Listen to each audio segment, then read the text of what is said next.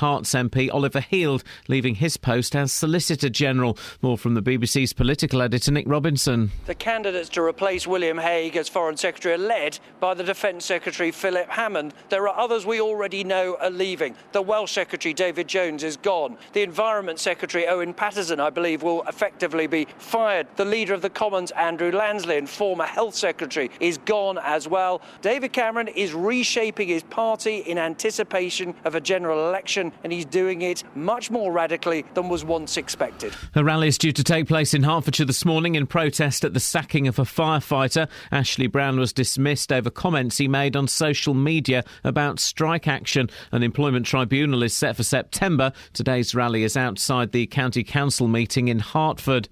Hospitals will today be given guidelines on how many nurses each ward should have. They'll recommend at least one nurse for every 8 patients, a move which will increase the NHS nursing budget by around 5%.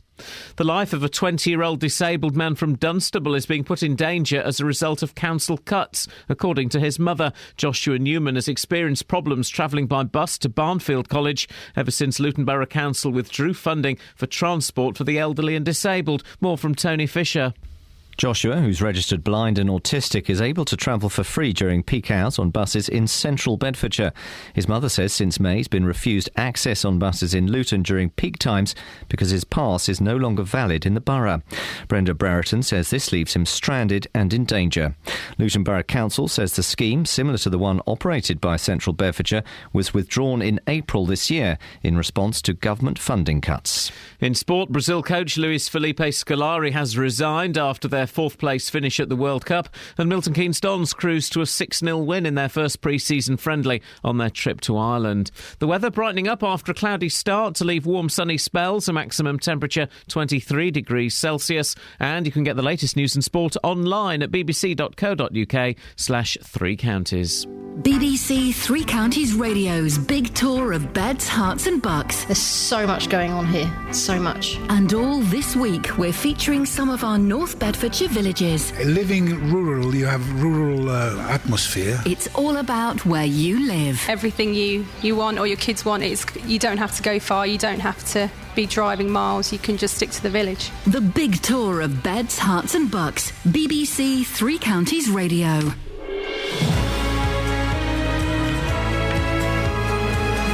Morning, this is Iain Lee, BBC Three Counties Radio. What day is it? It's Tuesday. Oh, flipping it, it's only Tuesday. Man alive. Man alive. I thought it was Wednesday at least, maybe even a Thursday. It's not. It's a Tuesday. Lots coming up on the show, including the government gives Greenbelt go-ahead.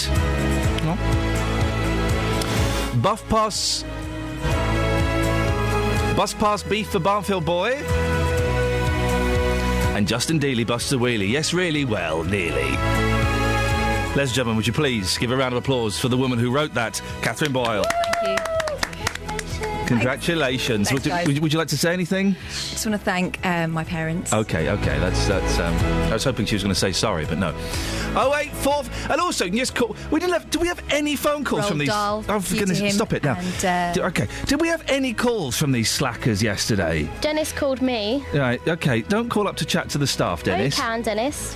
Did we have any calls? Apart from, we had Communist Steve, Pinko Steve came on. What's she called, that Pam? I wish I looked after her. Oh, for goodness sakes. Right, OK. Can we just have some calls, guys? Come and hang out. You don't have to talk about the boring stuff that we have to talk about. They do. You do have to talk about that. Well, I have to talk about... No, they have to as well. They can just come and hang out. Oh, that's what's happening in Wally Webb's head. They can just come and hang out if they want, can't they, girls? Yeah, totally. Did you want echo then? No, I wanted to open your microphone instead. We got this. But we're not having that here. It's there. 08459 455 555. It's a Tuesday morning come and hang out thing.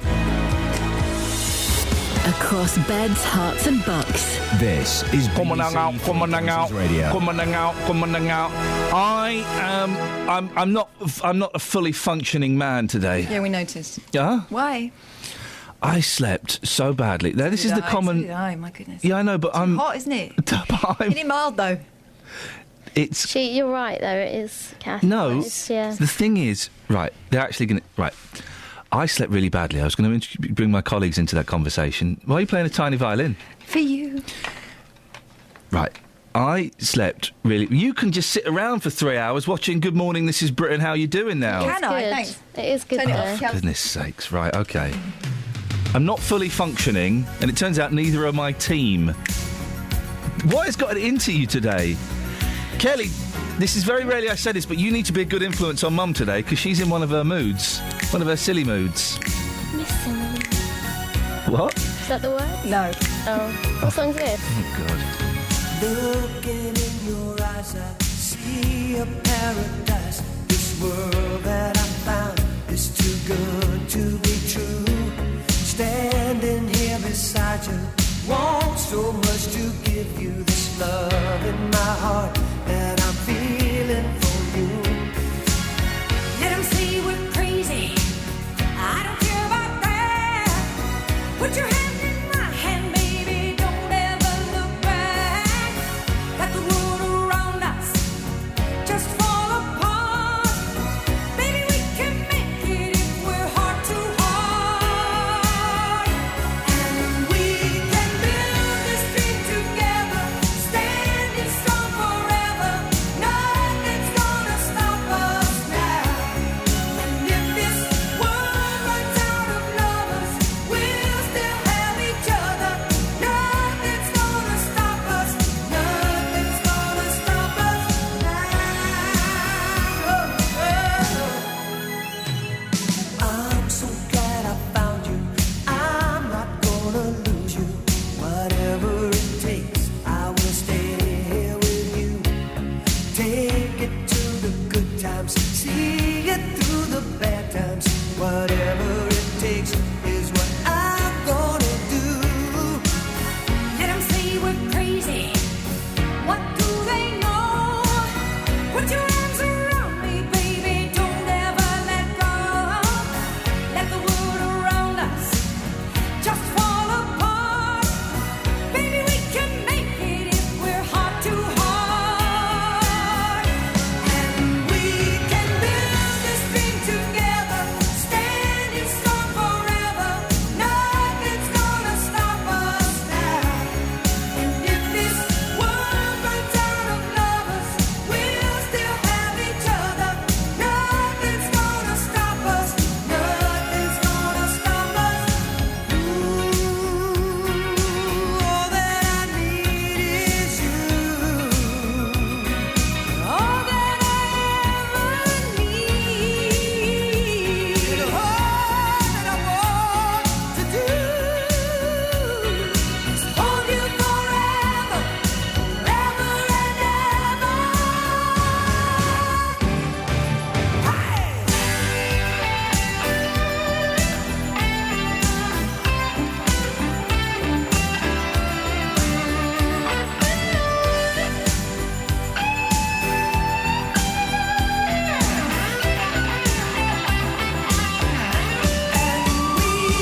Build this dream together, standing strong forever. Nothing's gonna stop us now. And if this world runs out of lovers, we'll still have each other. Nothing's gonna stop us. Nothing's gonna stop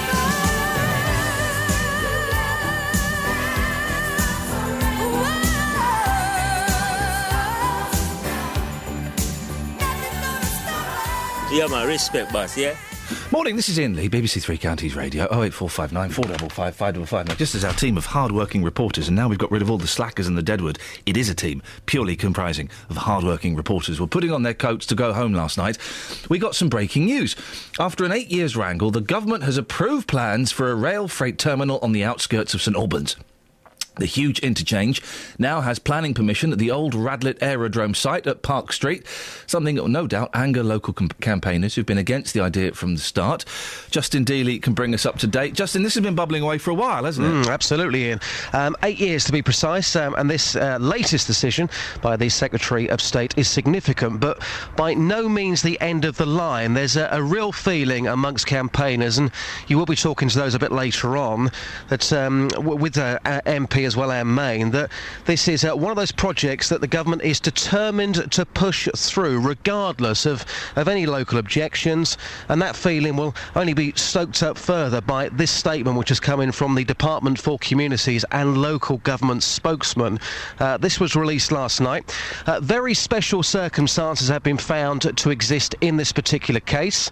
The local benefits brought by these proposals for a country park, improvements to footpaths and bridleways and other transport upgrades, and the lack of appropriate alternative locations have all been factors in deciding this case. The need for this rail infrastructure for London and the South East has been given considerable weight, and all of these elements combined have been found to clearly outweigh the harm to the landscape. So essentially, yes, we appreciate its green belt, but the country needs this thing to be built, so we're going to press on. It's not a done deal, though, is it? No, and this is the interesting thing. There is this glimmer of hope for campaigners. The developers, Helioslough, well, they don't actually own the land, Iain. So at the moment it belongs to Hertfordshire County Council, who are, of course, now going to be under enormous amount of pressure from the campaigners you'll be talking to hold out and refuse to sell. So it's not a done deal yet. Local MP Anne Main is now saying she'll be pressing Hertfordshire to sit down with St Albans districts and to agree to present a united front. She wants Hertfordshire to consider working with St Albans to use the site for housing rather than handing the 140 hectares over to Helioslough, something that she says will be a greater long-term benefit for the people living in that area. What are St Albans saying about it? Well, not a lot, to be fair, so far. We were hoping to talk to them this morning, but instead they've sent us one of their statements. Aye. I know, it's not great, but according to Councillor Julian Daly, who's responsible for planning and conservation on St Albans City and District, the council is disappointed with this decision. Our position from the outset has been that building a rail freight interchange at this site will be harmful to the district's green belt. Any party wishing to challenge the decision in the High Court must do so no later than Friday the 22nd of August. He also goes on to say the council is carefully considering whether it has grounds to challenge the decision and is currently discussing this matter with its legal advisors. So we're going to have to keep an eye on that, but it's not the end of the line with this one. In fact, you'll be talking to MP Anne Main as well as campaigner Cathy Bolshaw in the course of the morning. These two ladies, Iain, they are not prepared for this to go ahead, and they'll certainly be fighting it. Justin, thank you very much for that. Do you find feet sexy? Some feet, yeah, if they're looked after, absolutely. I'm not a fan of feet. The sun is on fire today, by the way, guys. Not literally. The sun is. The newspaper. Anyway, there's a thing about how to have sexy feet. Some feet can be very sexy, as I say, and do you know what? In terms of massaging certain parts of the body, if I wasn't working in radio, I think I'd be working in massage therapy. And there's a lot of ladies, out there. To hear that as well. For me, the best part of the body to be massaged is you'll get a firm grip. Really dig those fingers and thumbs into it, nice and hard. Put as much pressure as you can on the head. The head? The head. Indian head massage. Oh, I love a good head massage. Hey, listen, you should try the feet, because I'll tell you what, that's a very good feeling. Would you suck my toes for me? I wouldn't go that far, but I'll certainly massage them. Justin, thank you very much indeed. Joyce is in Leagrave. Good morning, Joyce. Good morning. Would you do you find feet sexy? No, thank you. No, not that way. No, I don't get feet. I don't understand what there is that's even vaguely attractive about them. Horrible things. Well, I think so personally, but each to his own, eh? My feet have got they've got a lump on the top. Oh. Big red lump that's quite hairy. Oh. Oh. Can you get it taken off? Does it hurt you when you walk? It doesn't hurt at all. My dad had it, and that's pretty much all I've inherited from him. Oh well, that's all right then. If it's hereditary, that's good. Anyway, Josh, you've not called in to talk about my feet, or no, have you? No. I'm just going to say that don't forget it's St Swithin's Day today. I think. I hadn't. Well, I didn't. Don't know what that means. 40 days and 40 nights, whatever the weather is today, isn't it? Oh, like Groundhog Day. Yeah.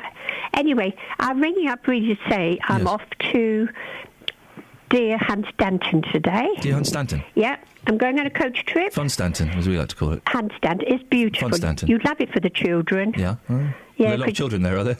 No, you can walk, and it's an oldie-worldy little fair on the end. Okay. You quite enjoy it down there. Okay. Good.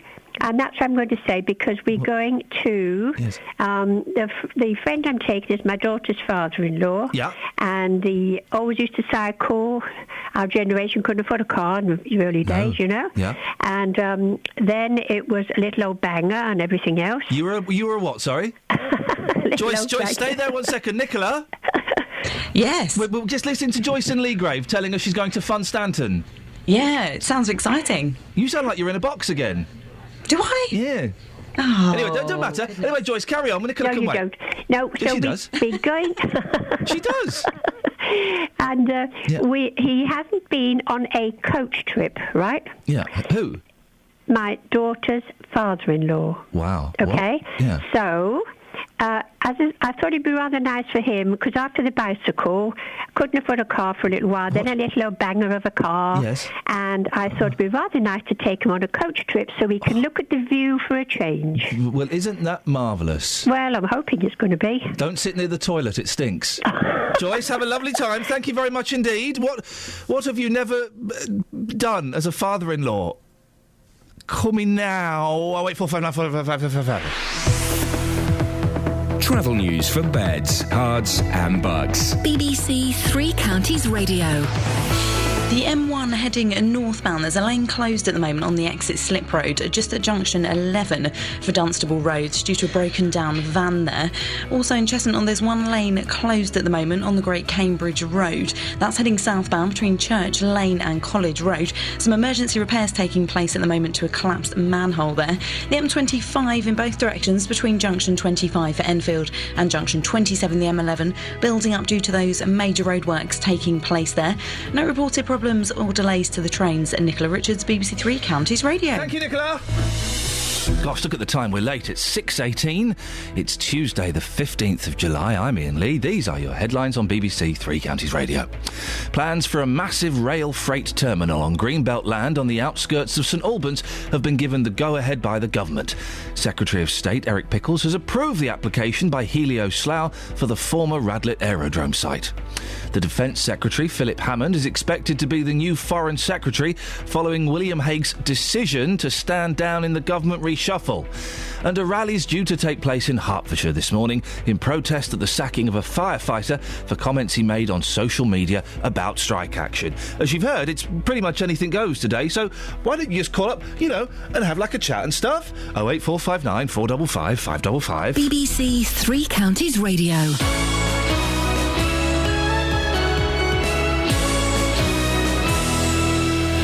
Glasgow, 2014. Scores to be settled. Every time I get up, that's the first thought in my mind. Bragging rights to be won. You're not ready for what we've got. You ain't trained hard enough. And they call this the Friendly Games. I'm going to walk through everyone. I'm ready. I'm ready. See you in Glasgow. The Commonwealth Games, coming soon across the BBC.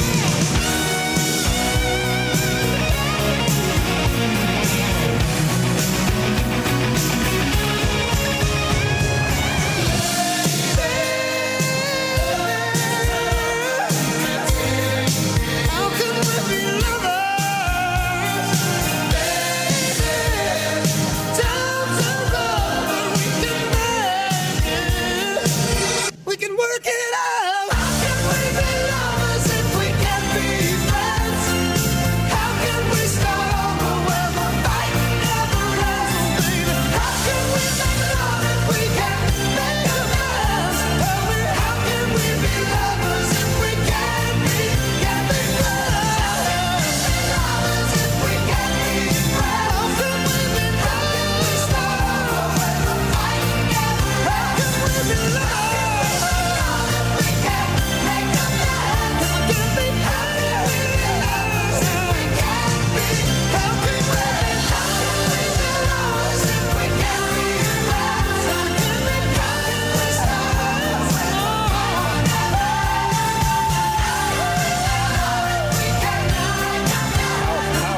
Isn't it awful but brilliant? Powerful. It's Soft Rock Day here With on a side BBC of trees. Three Counties Radio, and exciting news that on Nick Coffer's show today, Peter Cetera will be coming in to promote a gig he's doing in St Albans. Is that right? Later on in the month, Peter Cetera live on Nick Coffer a little bit later on from midday.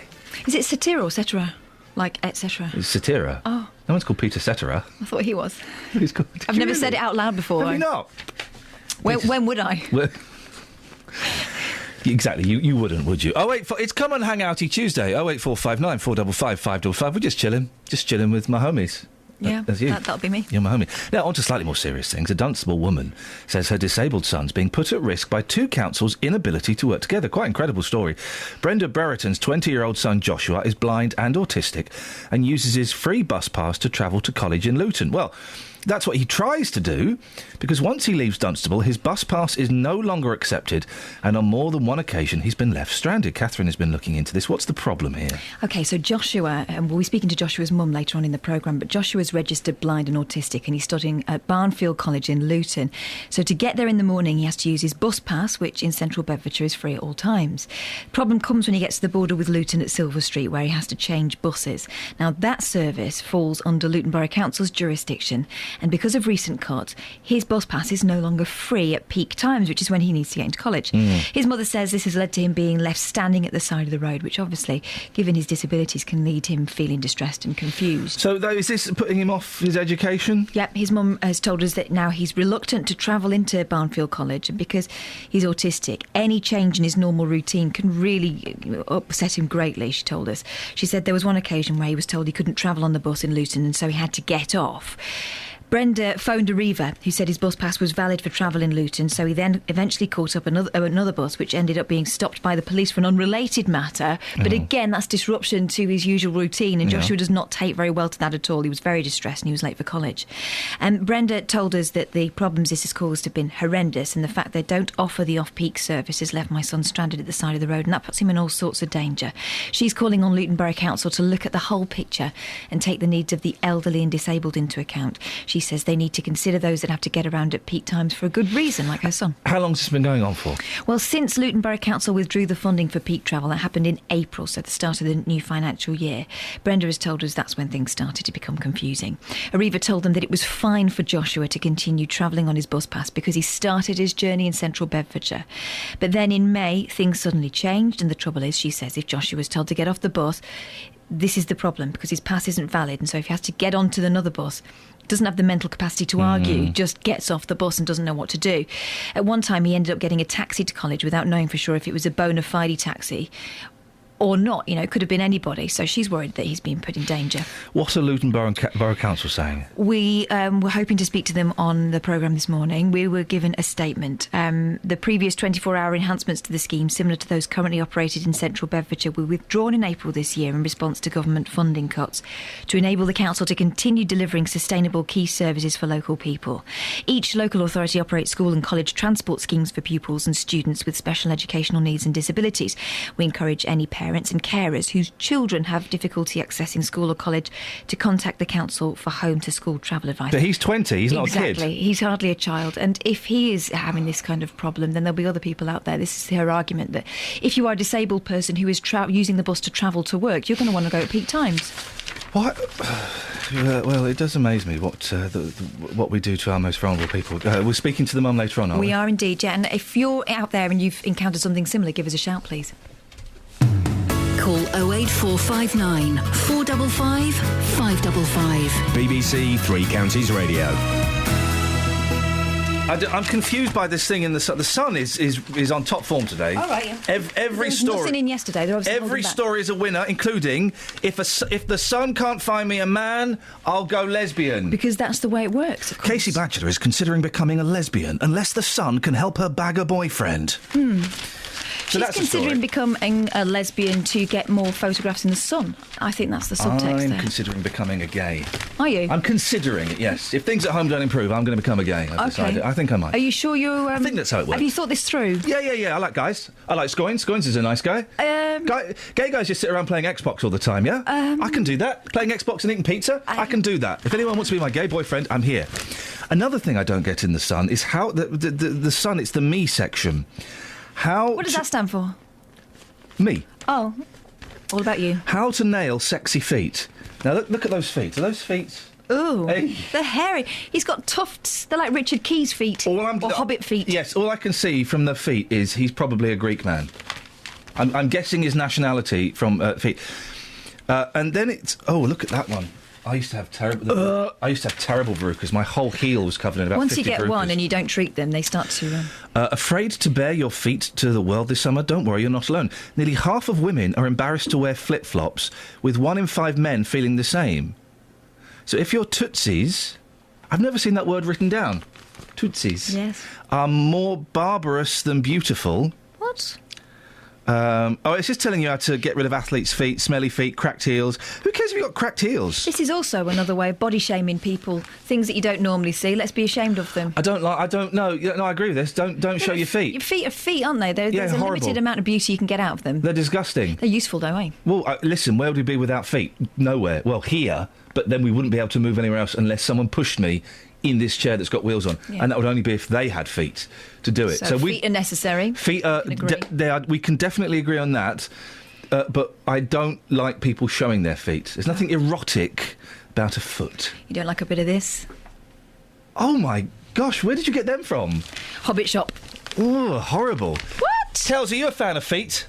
I'm a fan of my own feet. Can you do that? Can you suck your own toes? Yeah, Yes, you can. I can as Yeah, well, but I'm not probably doing it in can. this skirt. Excuse me. Hello, mate. I'm a bit confused by what's going on here. It seems like you're doing the paper review, but we haven't had travel and news yet. No. I wasn't doing the paper review. I was looking at the me section. Okay, that's fine. Is that all right? That's fine, yeah. Paper's sorry. coming up after this. Don't panic. Travel news for beds, cards, and bugs. BBC Three Counties Radio. The M1 heading northbound. There's a lane closed at the moment on the exit slip road, just at junction 11 for Dunstable Road. Now that's due to a broken down van there. Also, one lane closed on the Great Cambridge Road heading southbound between Church Lane and College Road. Some emergency repairs taking place there at the moment to a collapsed manhole, so do approach with care. The M25 in both directions between junction 25 for Enfield and junction 27 the M11. Do expect delays there. Those major roadworks are continuing there. So far this morning, there's no reported problems or delays to the trains. Nicola Richards, BBC Three Counties Radio. Across beds, hearts, and bugs. This is BBC Three Counties Radio.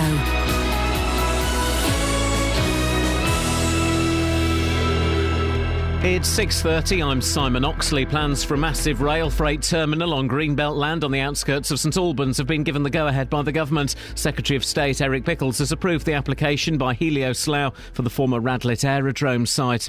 The Defence Secretary, Philip Hammond, is expected to be the new Foreign Secretary following William Hague's decision to stand down in the government reshuffle. And a rally is due to take place in Hertfordshire this morning in protest at the sacking of a firefighter for comments he made on social media about strike action. Three Counties Sports. BBC Three Counties Radio. Brazil coach Luis Felipe Scolari has resigned after their fourth-place finish at the World Cup. The BBC's South American football correspondent Tim Vickery says it's not a big shock after the defeats by Germany and Holland. Coaching Brazil is like this. It's like sitting in a coconut shy. You know you're going to get things thrown at you, And if you lose 7-1 and 3-0 at home, you know you're going to get some very heavy things thrown at you. So I don't think there's any surprise here whatsoever. Milton Keynes Dons cruised to a 6-0 win in their first pre-season friendly on their trip to Ireland. The goal scorers against St James's Gate included Dele Alli with 2 and new signing Tom Hitchcock. The Dons played Drogheda this evening. Also this evening, Stevenage make the short trip to Barnet.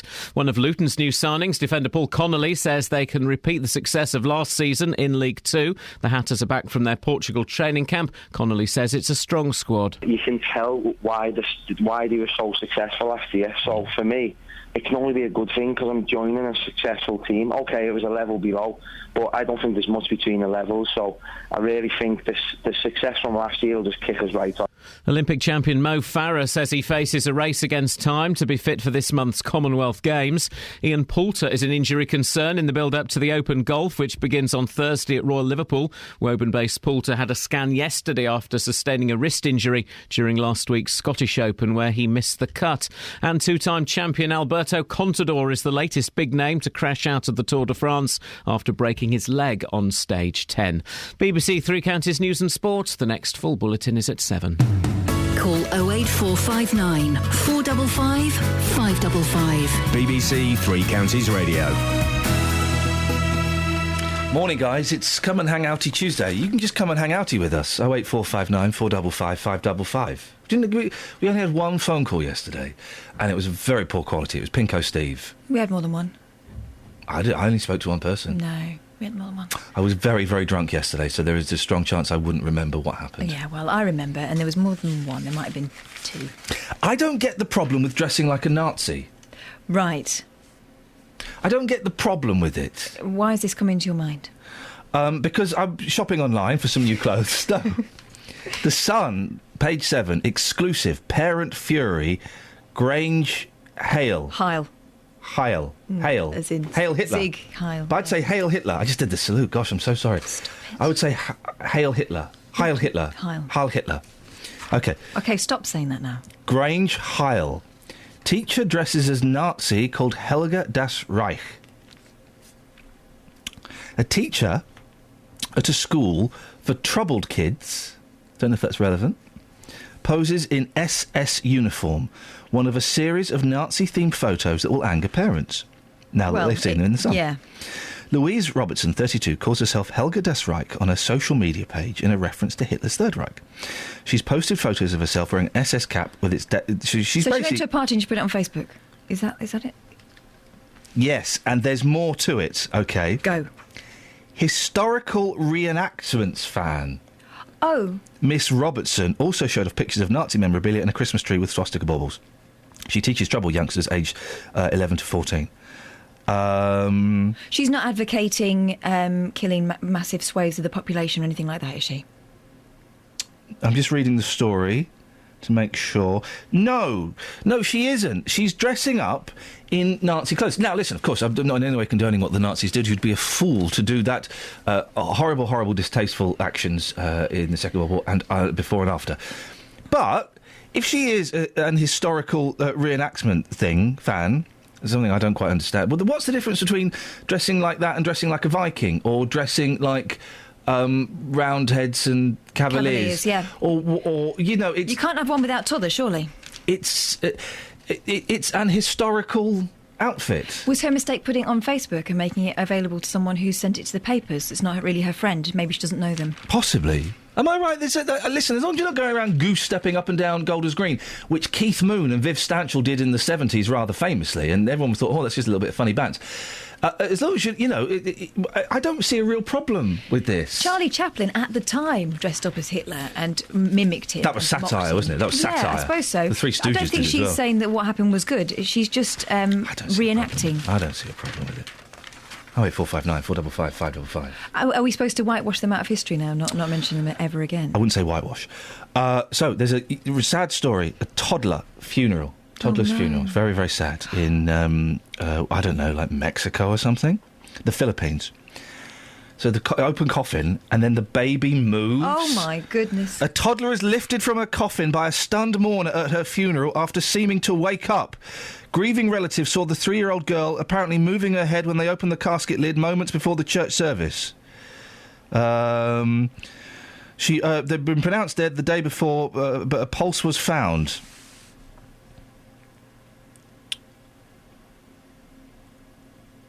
Oh, and then she died again.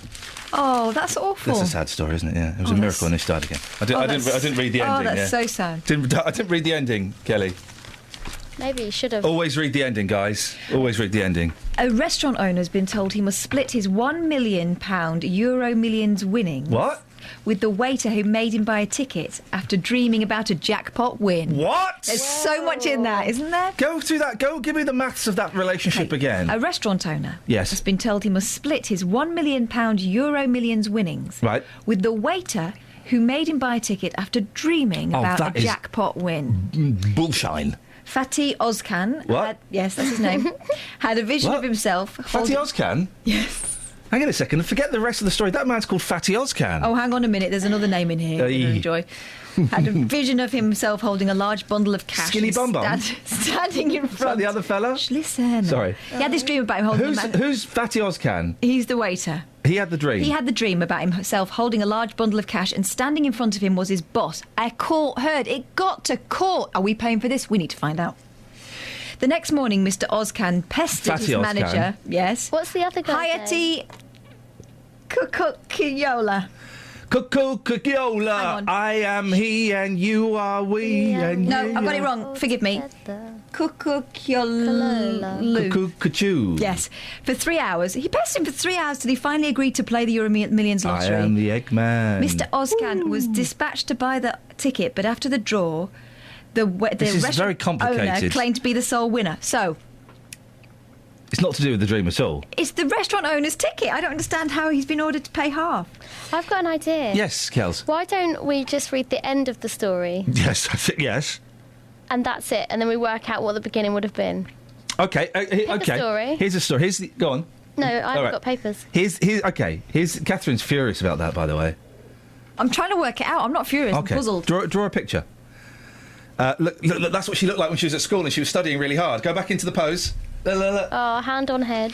Okay, try and work out what this story is. This is a fun game, actually, Kelly. Thanks. Last line.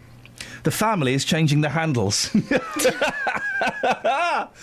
The family is changing the handles. Is it a serious story about burglary? It's a serious story. It's not about burglary.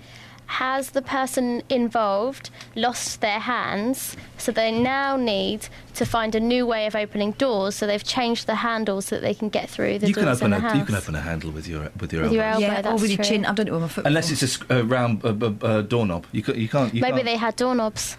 No, they definitely... Well, the family's changing the handles. It's a great story. I'll tell you what it is after Peter Cetera.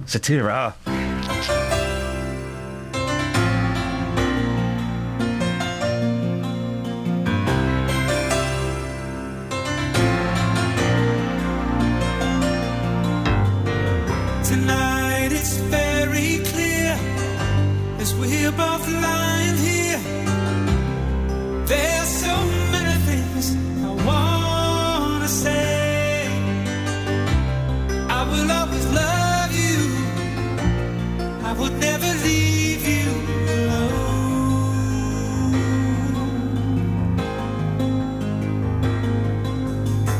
Sometimes I just forget. Say things I might regret. It breaks my heart to see you crying. I don't wanna lose you. I could never make it alone.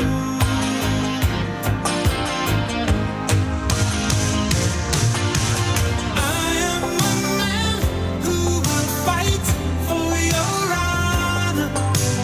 I'll be the hero you're dreaming of. We'll live forever, knowing together that we did it all for the glory of love.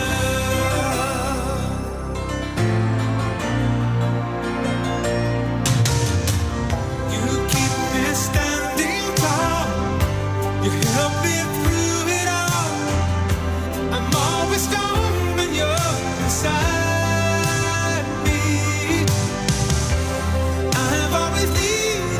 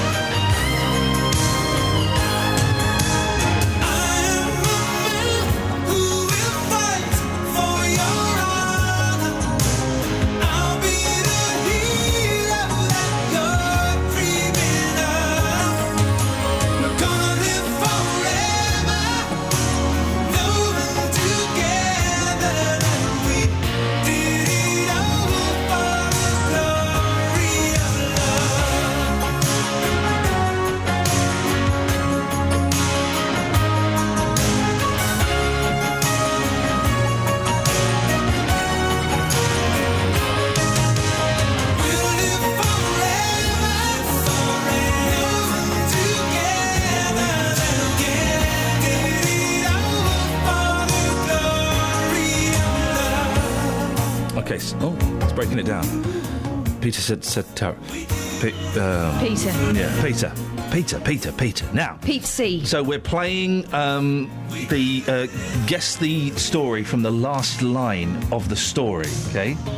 Just a reminder, Kelly. The last line of this story is: the family is changing the handles. I've already guessed, though. You can have another guess. Oh, can I have another line, then?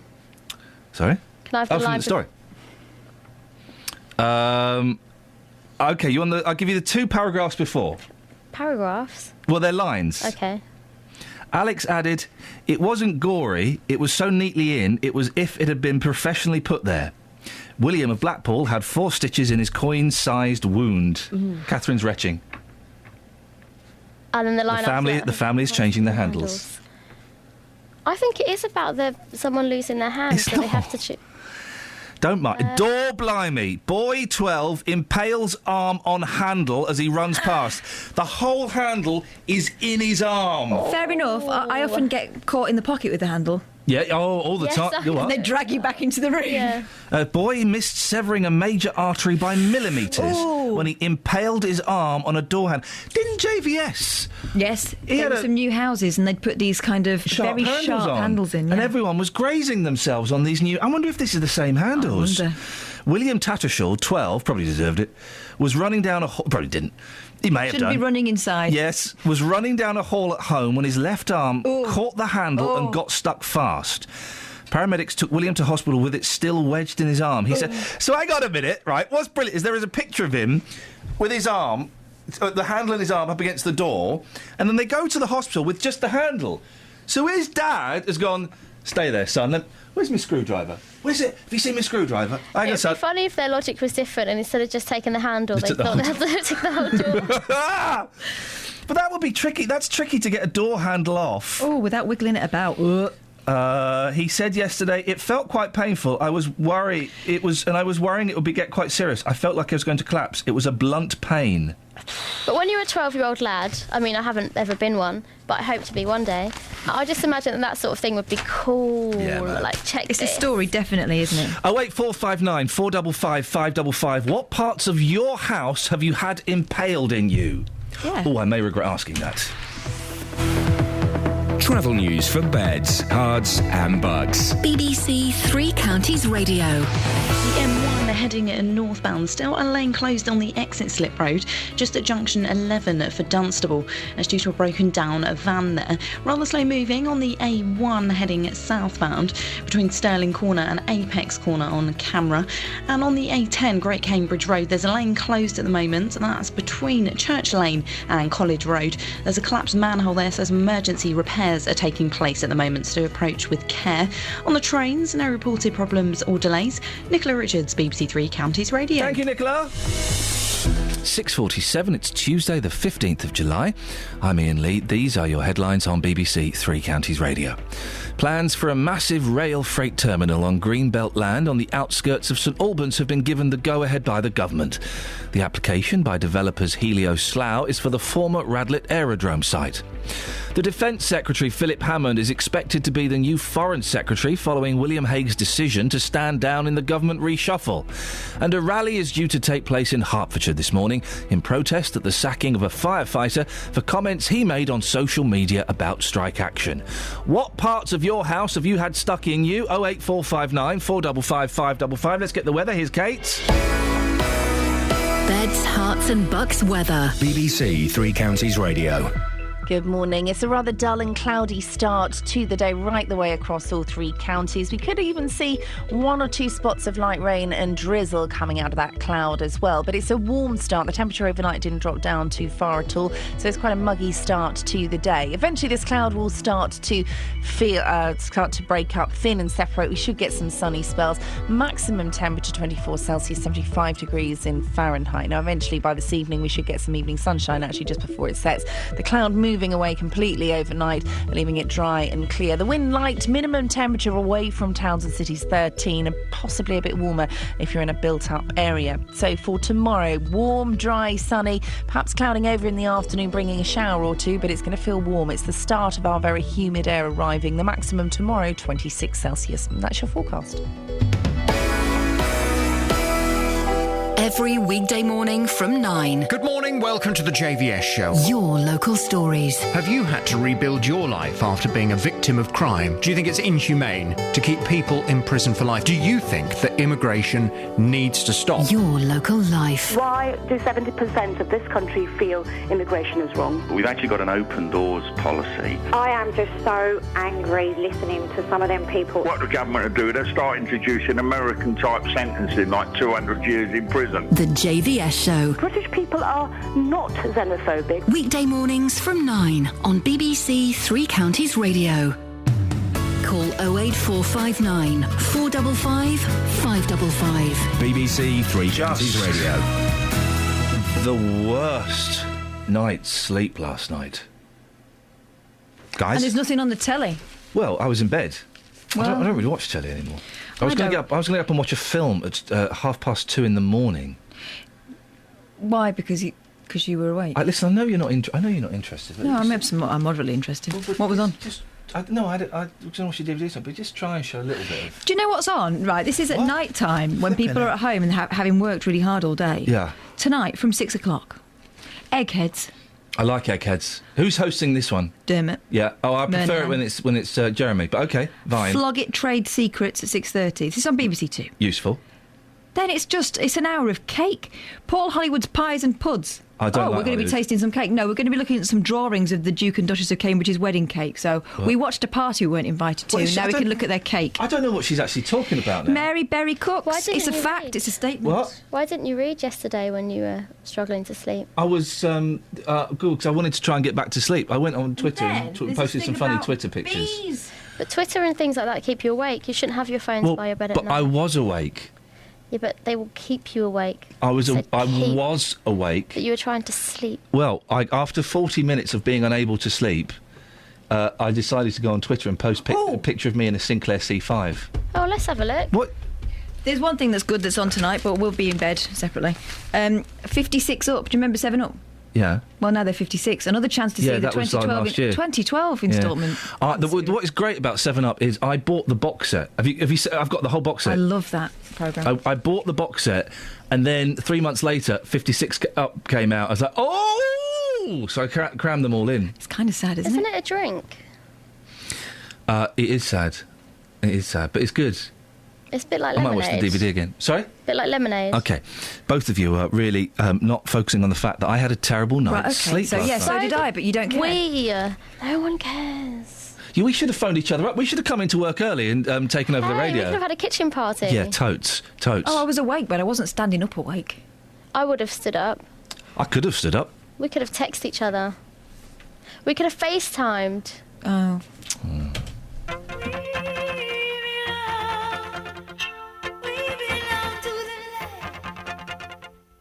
Many times I tried to tell you, many times I cried alone. Always I'm surprised how well you cut my feelings to the bone. Don't wanna leave you really, I've invested too much time to give you up that easy to the doubts that complicate your mind. We belong to the light, we belong to the fire. We belong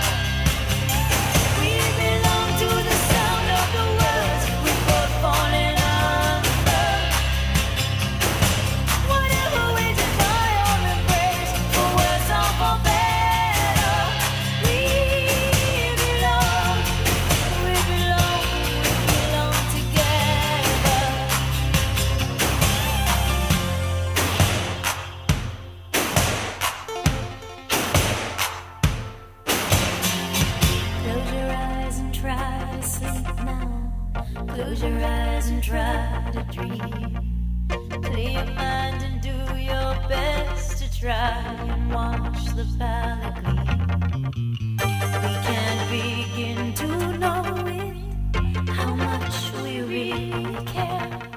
I hear your voice inside me, I see your face everywhere. Still you say we belong to the light, we belong to the Father.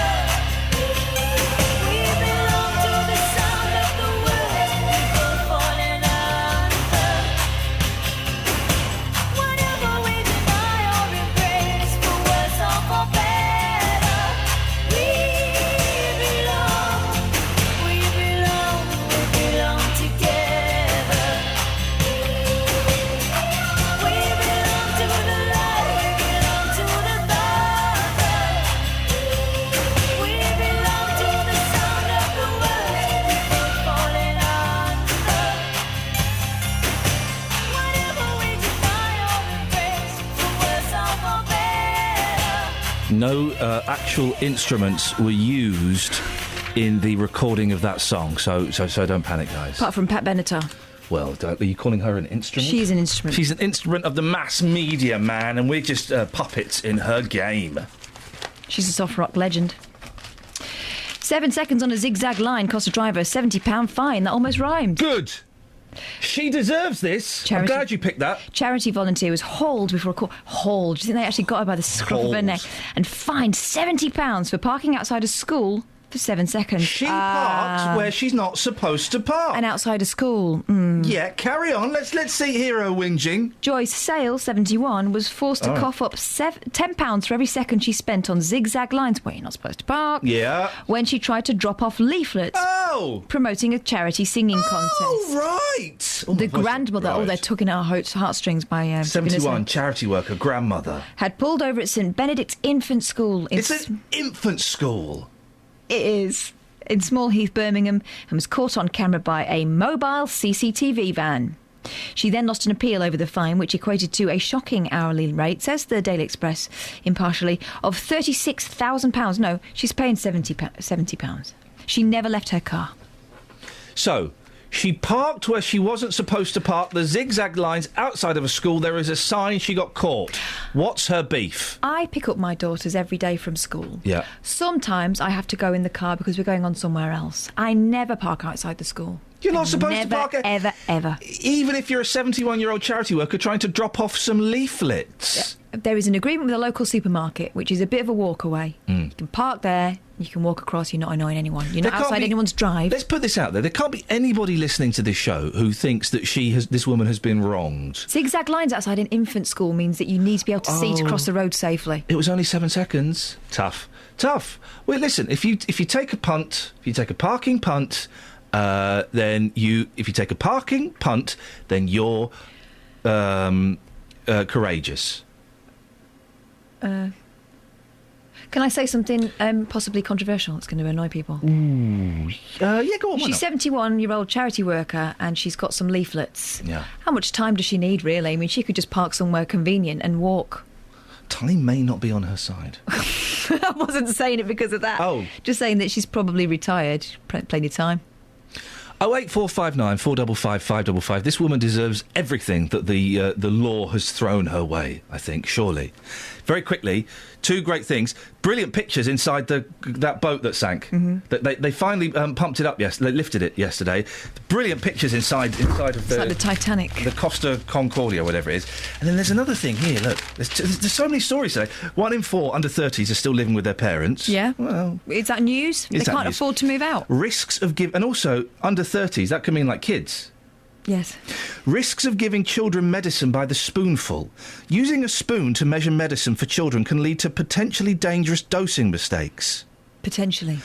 Parents are encouraged to use droppers and syringes which measure in millimetres, giving precise... Oh, for goodness sake. Give them a spoonful. We all know, don't we, and I'm sure this is the official BBC line, we all know that the measurements on the back of those bottles, that's just a guideline, isn't it? Isn't it? Is that not... It's a guideline for good reason. Yeah, but it's like a serving suggestion. No, it's not. Isn't it? We recommend 5 millilitres. You go a bit over that? It don't matter. It's only medicine. I think it does matter. Is that not the official BBC line? No, I need to have a word with you about that. OK, let's discuss that for a second. Where is the line? Travel news for beds, cards and bugs. BBC Three Counties Radio. Approaching the roadworks at the Black Cat roundabout on the Great North Road, starting to build up a bit now on the speed sensors. The M1 heading northbound, there's a lane closed at the moment on the exit slip road, just at junction 11 for Dunstable, due to a broken down van there. Taking a look at Great Cambridge Road, there's one lane closed at the moment, heading southbound between Church Lane and College Road. Some emergency repairs are taking place there. No reported problems or delays to the trains. Nicola Richards, BBC Three Counties Radio. Thank you, Nicola. So, a pensioner, a charity worker, parks for 7 seconds where she's not supposed to park and gets a £70 fine. I don't see the problem with that. I say it's well deserved. Local and vocal across beds, hearts and bucks. This is BBC Three Counties Radio.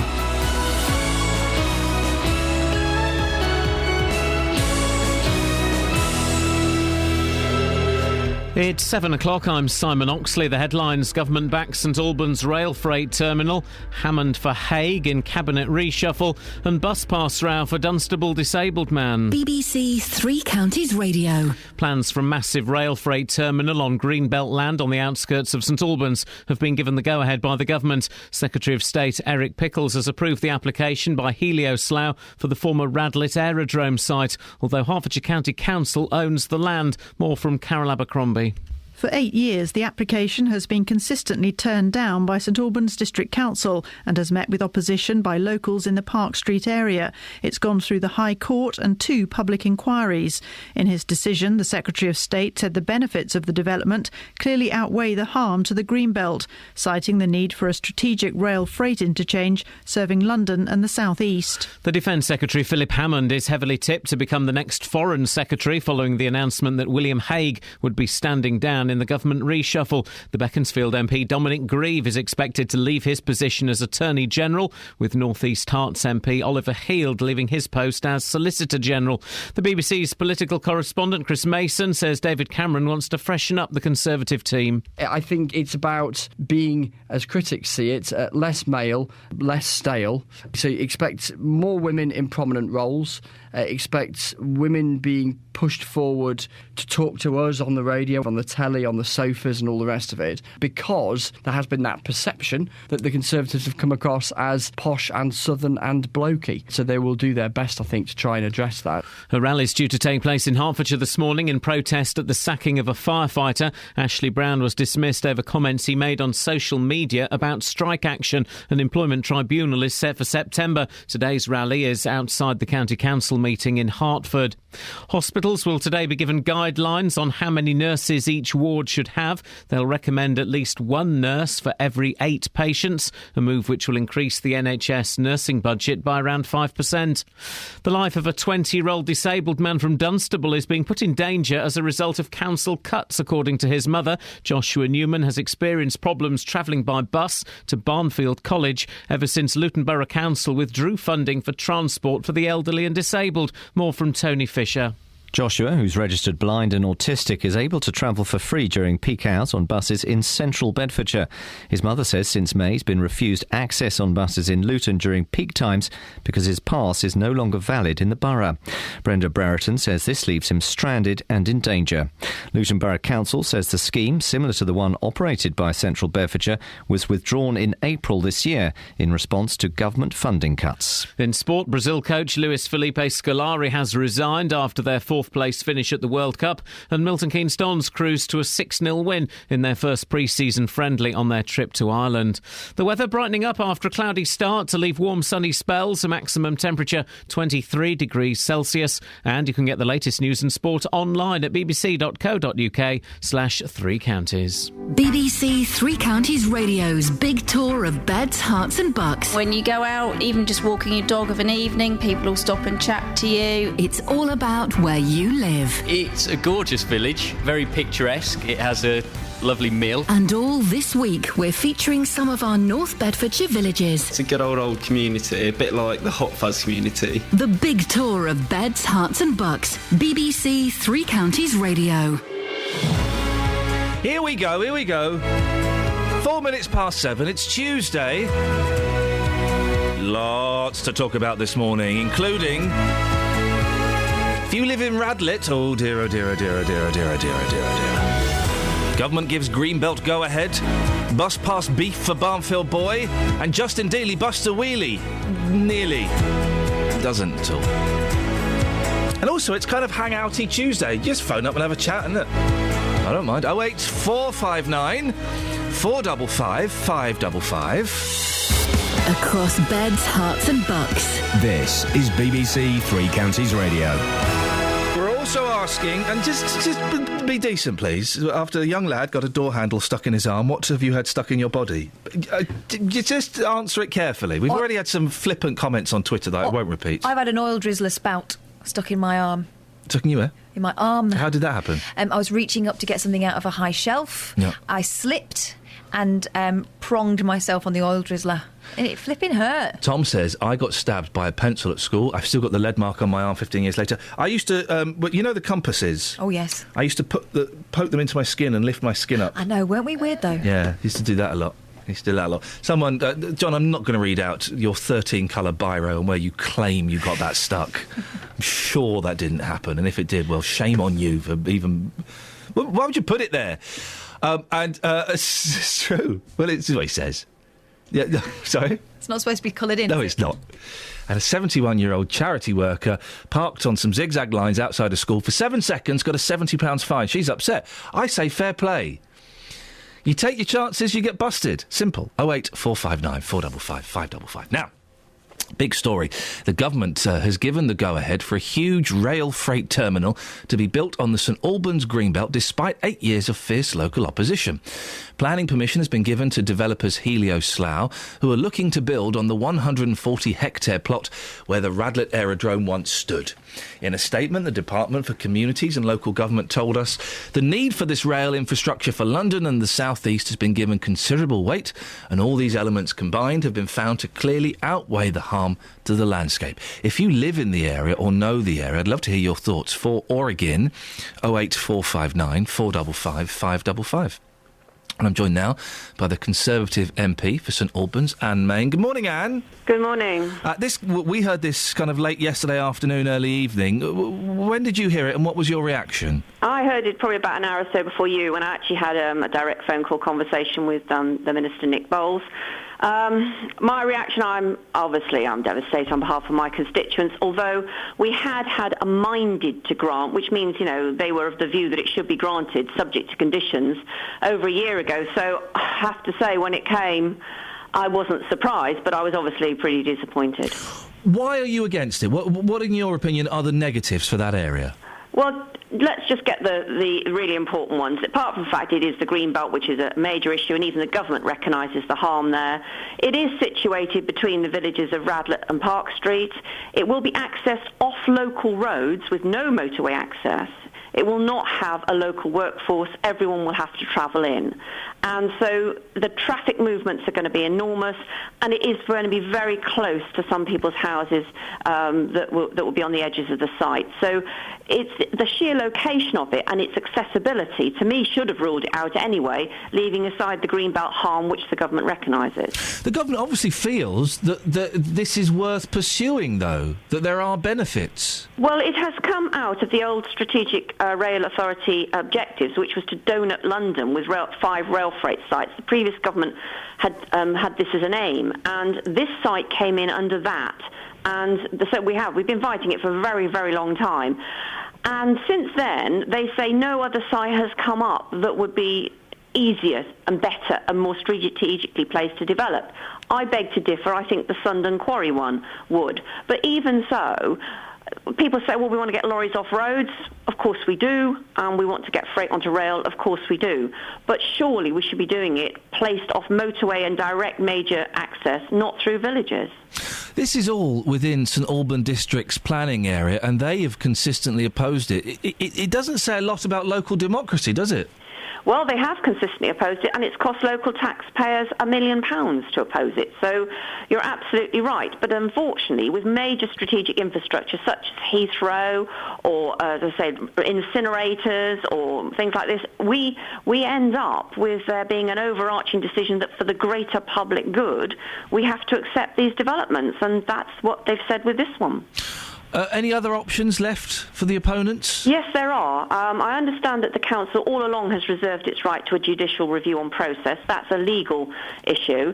The other thing is a slight hiccup. Helios Slough don't actually own the land.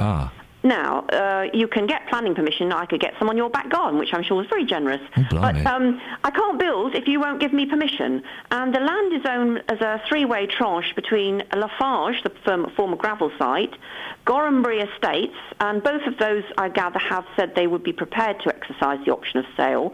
But the third big tranche is the Herts County Council. Now, I would like to urge, given that St Albans is reviewing its Greenbelt boundaries this week, I would like to urge that they have urgent conversations with Herts County Council about the potential of some sensitive development on that site if they're going to develop it, maybe thinking of it for a local housing need for the future. Because the whole point is the local council, the county council, has a duty to ensure that they get best value for the taxpayer. So I can understand a big offer of money from a developer from Helios Slough is something they must and are obliged to consider. I would argue that they also should consider local housing need for the future. It would be, well, we know there's a housing problem, but it would be a load of cash for not much work, wouldn't it, for Herts County Council? You could see why they would be tempted by that. Well, and as I said, Herts County Council is the council for the whole of Hertfordshire, and St Albans is one bit of it. And yes, there will be a school or some hospital improvements or something that will need that cash elsewhere in the county. So I can understand it will be tempting. But on the other hand, as you say, local democracy and even Herts County Council, when they responded, as all of us did over the years, they said they didn't see the need for it at all. So I'm hoping that they can find a way that falls within the law to creatively come up with a solution that means they don't feel obliged to sell their area of the site, which of course would then be a piece of the jigsaw that frustrates this. And thank you very much. No doubt we'll speak about this again at some point. That's the Conservative MP for St Albans and Maine. Your thoughts on that, please. 08459 455 555. Across beds, hearts and bucks. This is Iain Lee. BBC Three Counties Radio. Right, it's a cracking story. I love this. It's in the Express, it's in some of the other papers. 7 seconds on zigzag lines, cost driver £70 fine. And there's a picture of furious troop aid volunteer Joyce Sale yesterday with her letter from the council. She sat in her car. Let's hope she wasn't parked on some zigzags or double yellows for that photo session. Otherwise, that'll be another fine. A charity volunteer was hauled before a court and fined £70 for parking outside a school for 7 seconds. Joyce Sale, 71, was forced to cough up £10 for every second she spent on zigzag lines when she tried to drop off leaflets promoting a charity singing contest. The grandmother had pulled over at St Benedict's Infant School in Small Heath, Birmingham, and was caught on camera by CCTV. She then lost an appeal over the fine, despite the fact she never left a car. It was pouring with rain, she says. I stopped for a moment to see if I could pull into the school car park. I didn't even get out of the car. A young man walking past pointed at a mobile CCTV van I drove on. I couldn't believe it. I was there a matter of seconds and was trying to do my bit for charity. With the greatest of respect, Ms. Sale, don't matter what you were there for, you broke the rules. I understand there are rules, but it's not like I parked there for hours. You would think a bit of common sense would prevail. I think this woman deserved the fine she got. I don't want to be harsh, but you park where you're not supposed to park, you get in trouble. Paul's in Bletchley. Paul, have you got any sympathy for this woman?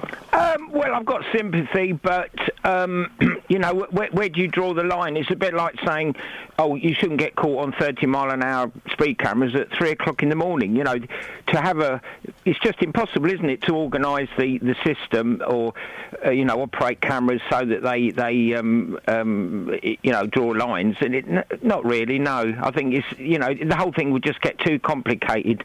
And, you know, I mean, talking about parking for schools, I heard on the radio once that some countries you're not allowed to park anywhere within half a mile or some distance anyway from the schools, and that stops the congestion round the schools, which seems a good idea. This woman says, Ms Sales says, that the council had the discretion to waive the fine. She took them to court and appealed, and they chose not to.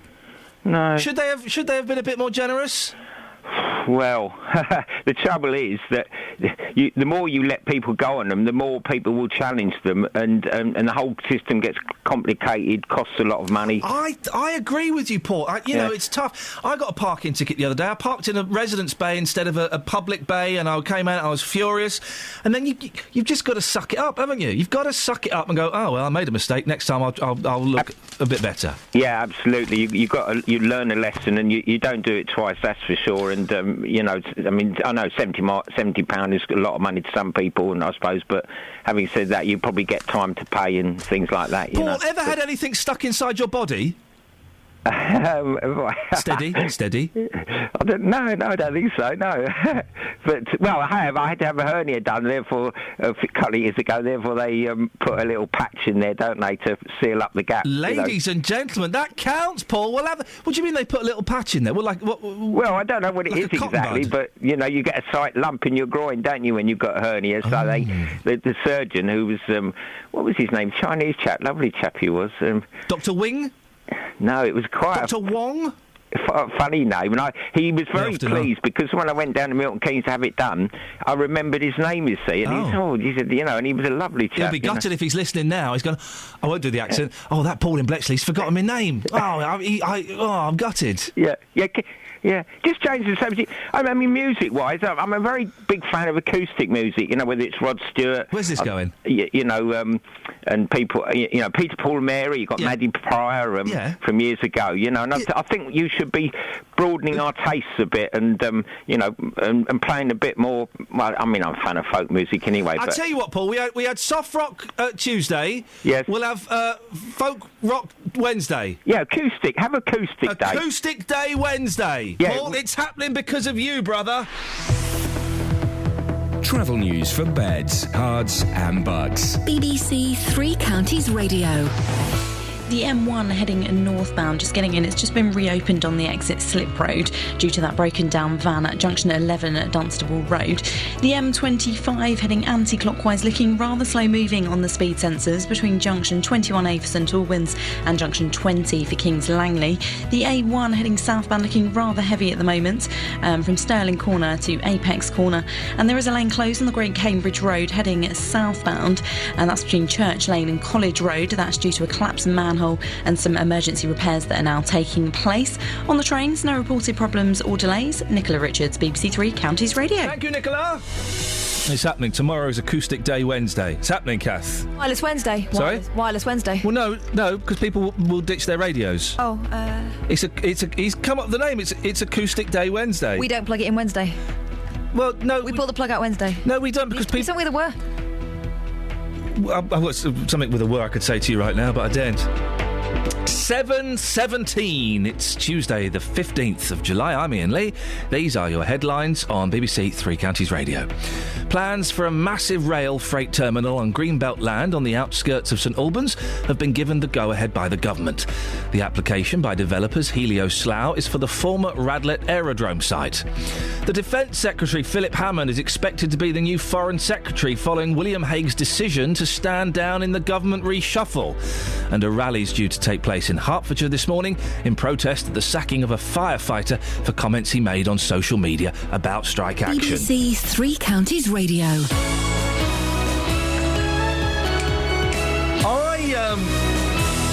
This William Hague thing. Yes. William Hague's decision to stand down.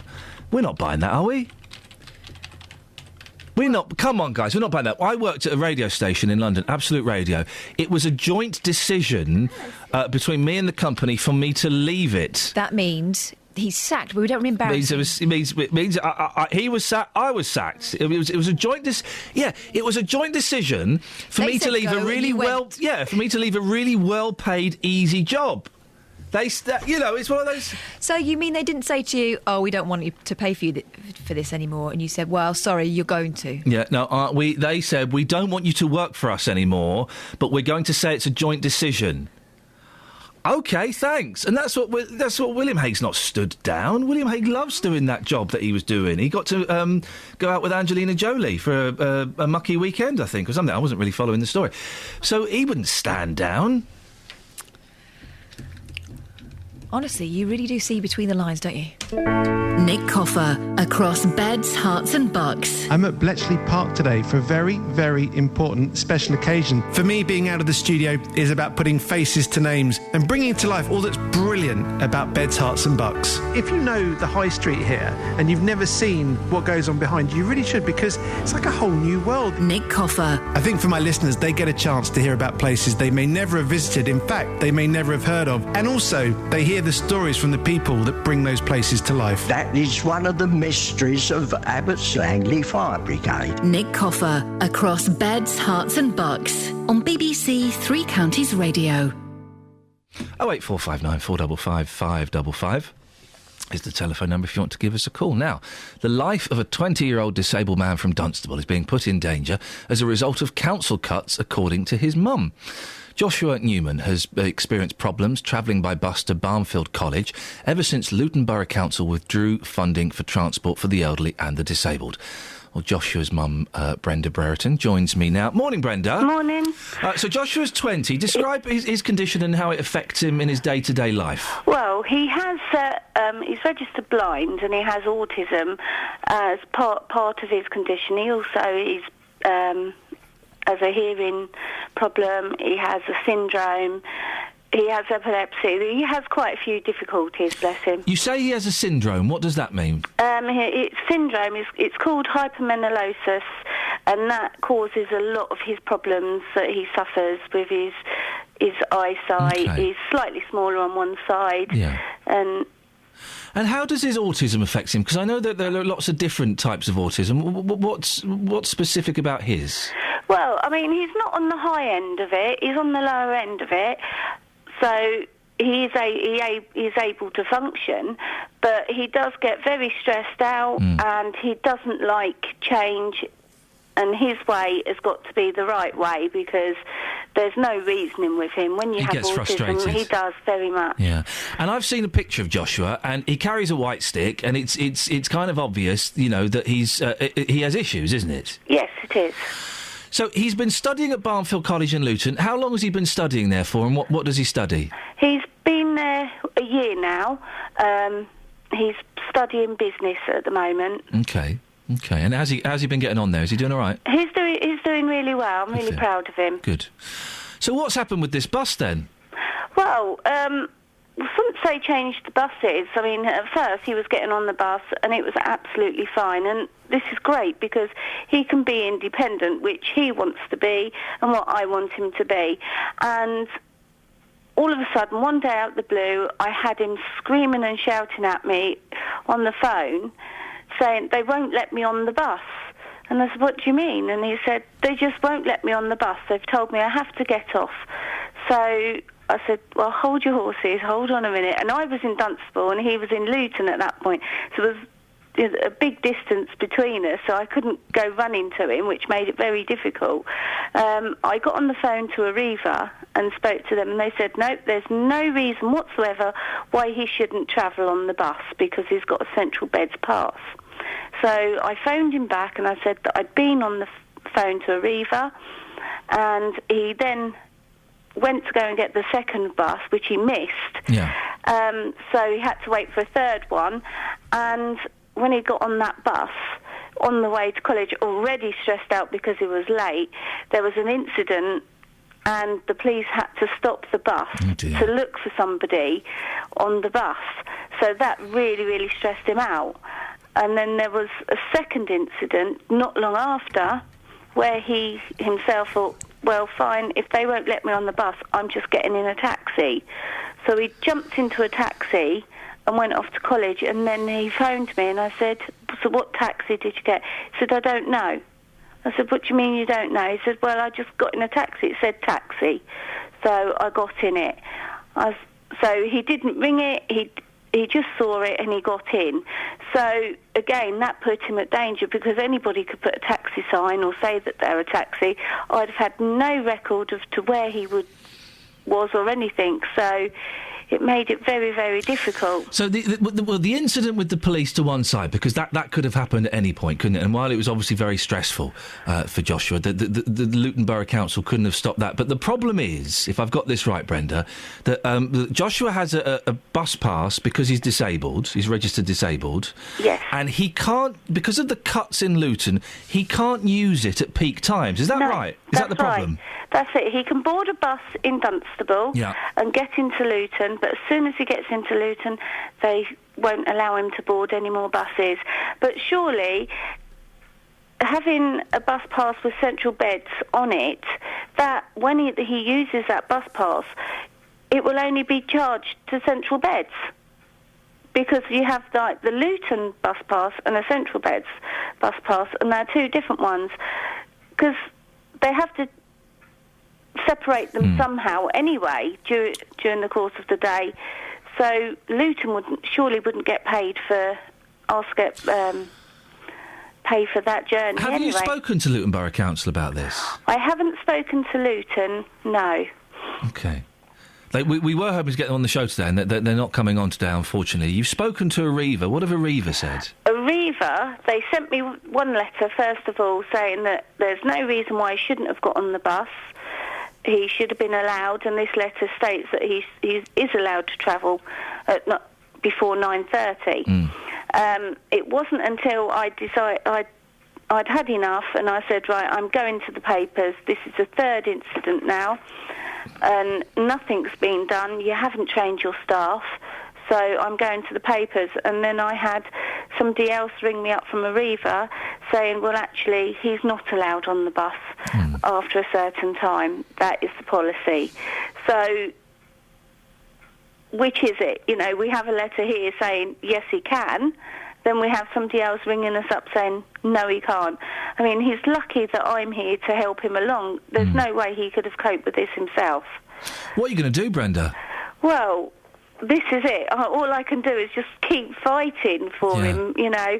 I mean, the thing is, he could have a taxi, but the whole point is to get him used to living in this real world. I mean, everybody has a choice to be able to live in this real world, and that's what I want him to do. I fought for him right from day one, and he's been through mainstream, he's been through everything, and he's lived just like us, you know, so why shouldn't he be able to get on a bus and go to college rather than take that independence away from him and have a taxi pick him up in the morning from here and drop him off where he's due to be? You know, he wouldn't be able to function if then he needed to go out on a bus because he wouldn't be used to it.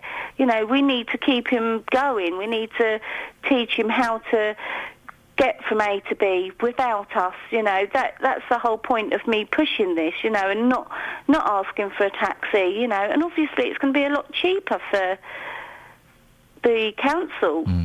You know, it must be much cheaper having a bus. Brenda, it must be very frustrating for you and for Joshua. But listen, keep in touch with us and let us know how it goes. And hopefully, you popping up on the show this morning, who knows, that someone might be listening who can affect the decision somewhat. Okay, thank Brenda, you very thank much. you very much for your time. 08459 455 555. Across beds, hearts and bucks. This is Iain Lee. BBC Three Counties Radio. Lots of people getting pencils shoved in their arms. We're asking, what things have you had stuck in your body? Young lad got a door handle stuck in his arm. My dad was fishing, says Hoskas on Twitter. He mistimed his cast and ended up with a bright orange fish fly in his chin. The drive to hospital was hilarious.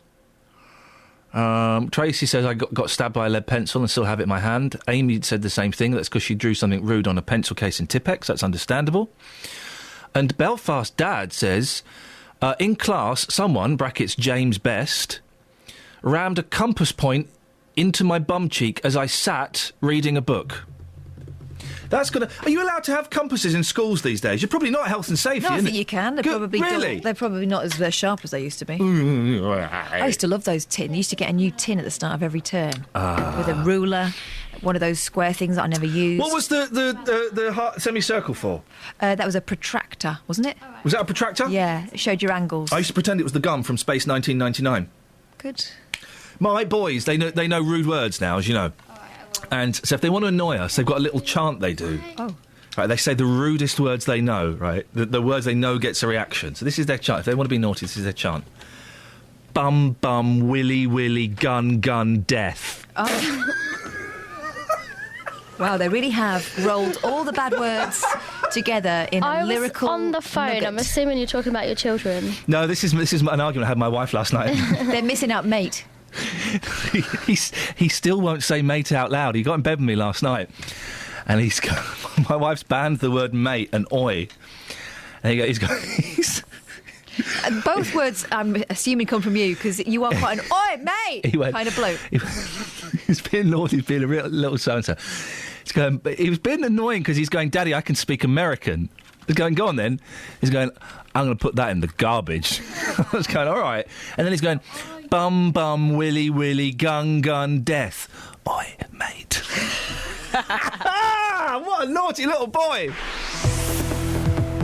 Travel news for beds, cards and bugs. BBC Three Counties Radio. Rather slow moving at the moment on the Great North Road, heading southbound, approaching the Black Cat roundabouts where those roadworks are taking place. The A1 further down looking slow between Stirling Corner and Apex Corner on camera. And the M25 heading anti-clockwise, very slow moving between junction 21A for St Albans and junction 17 at Maple Cross. Still one lane closed on the Great Cambridge Road. That's heading southbound between Church Lane and College Road for some emergency repairs taking place to a collapsed manhole.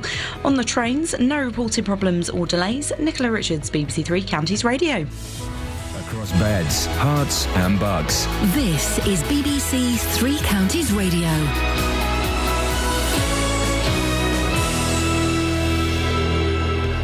It's 7:30. I'm Simon Oxley. Plans for a massive rail freight terminal on Greenbelt land on the outskirts of St Albans have been given the go-ahead by the government. The application by developers Helios Slough is for the former Radlett Aerodrome site. The Defence Secretary Philip Hammond is expected to be the new Foreign Secretary following William Hague's decision to stand down in the government reshuffle. And a rally is due to take place in Hertfordshire this morning in protest at the sacking of a firefighter for comments he made on social media about strike action. Three Counties Sports. BBC Three Counties Radio. Brazil coach Luis Felipe Scolari has resigned after their fourth-place finish at the World Cup. The BBC's South American football correspondent Tim Vickery says it's not a big shock after the defeats by Germany and Holland. Coaching Brazil is like this. It's like sitting in a coconut shy. You know you're going to get things thrown at you. And if you lose 7-1 and 3-0 at home, you know you're going to get some very heavy things thrown at you. So I don't think there's any surprise here whatsoever.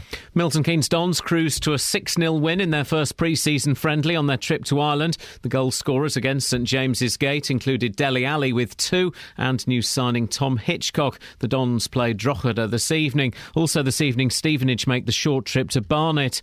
One of Luton's new signings, defender Paul Connolly, says they can repeat the success of last season in League 2. The Hatters are back from their Portugal training camp. Connolly says he joined the club for more success. I did have an option to go up north and be in comfort zone and move home with the family and stuff, but it wouldn't have challenged me. The task wouldn't have challenged me. This just challenged me, so I'm really happy. Olympic champion Mo Farah says he faces a race against time to be fit for this month's Commonwealth Games.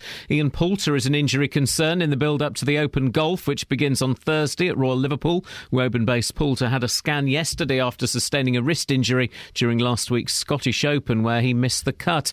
And two-time champion Alberto Contador is the latest big name to crash out of the Tour de France after breaking his leg on stage 10. BBC Three Counties News and Sport. The next full bulletin is at 8.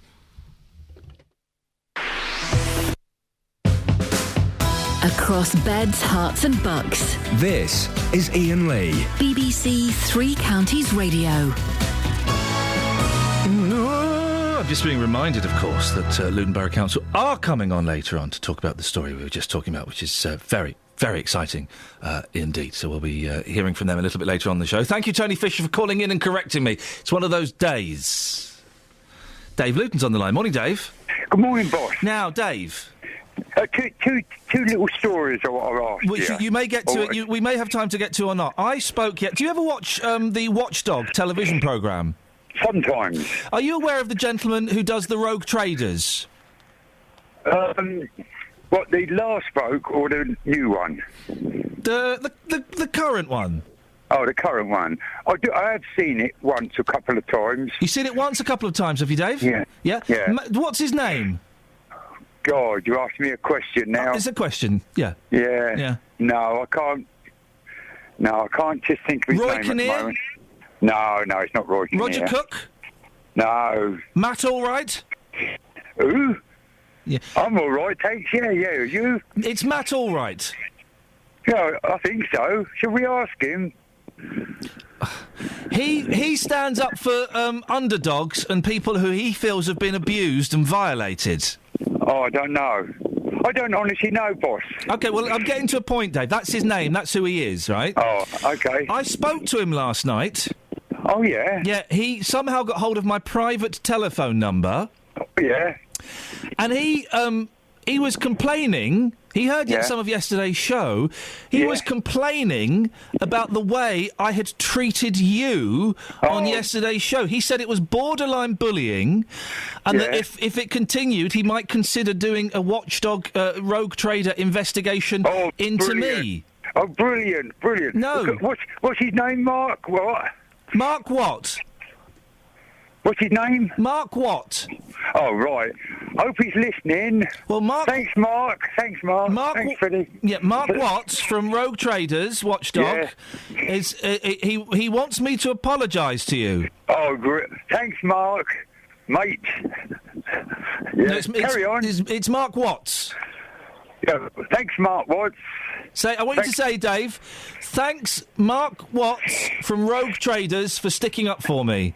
Thanks, Mark Watts from Road Traders for sticking up for me.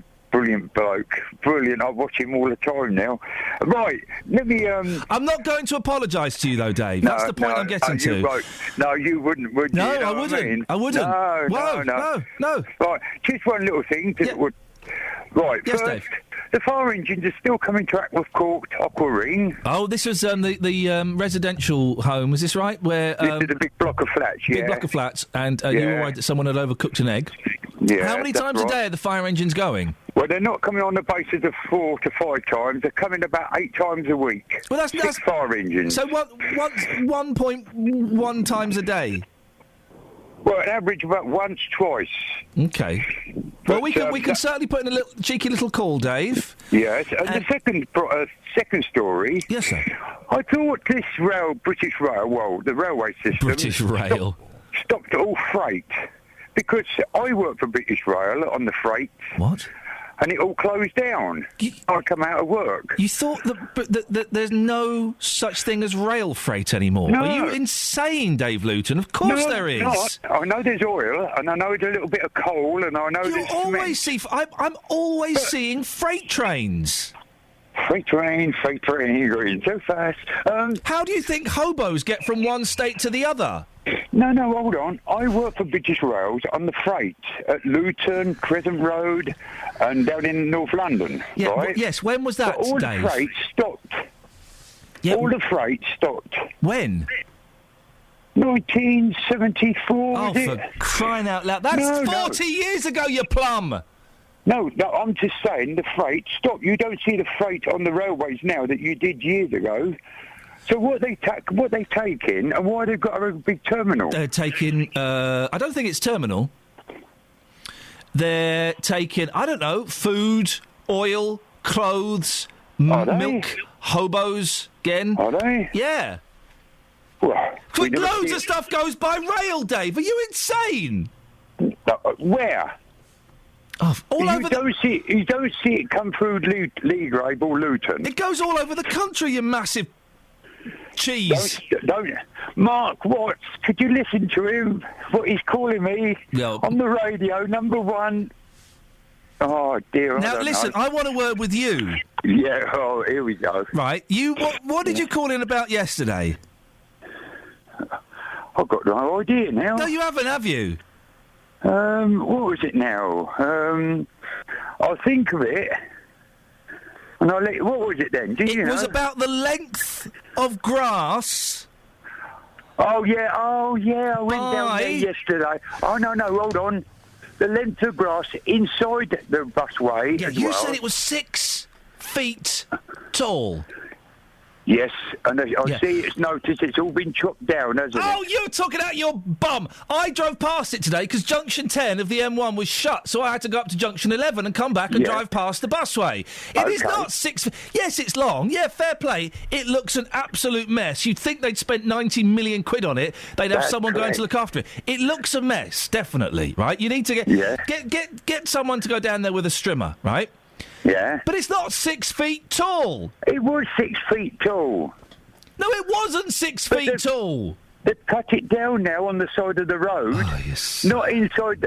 Don't call me a bum either, because that's so rude. You know what I mean? Your little boy says something about a bum, doesn't he? He does, yes. Yes, he does. He has a very naughty chant that he does.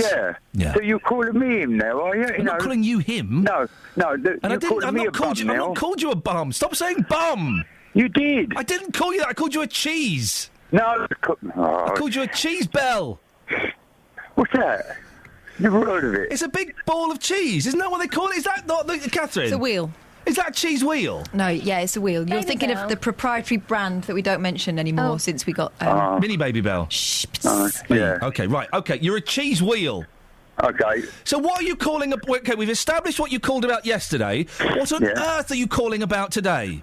The fire engines and the wider rail terminal, new one. Okay.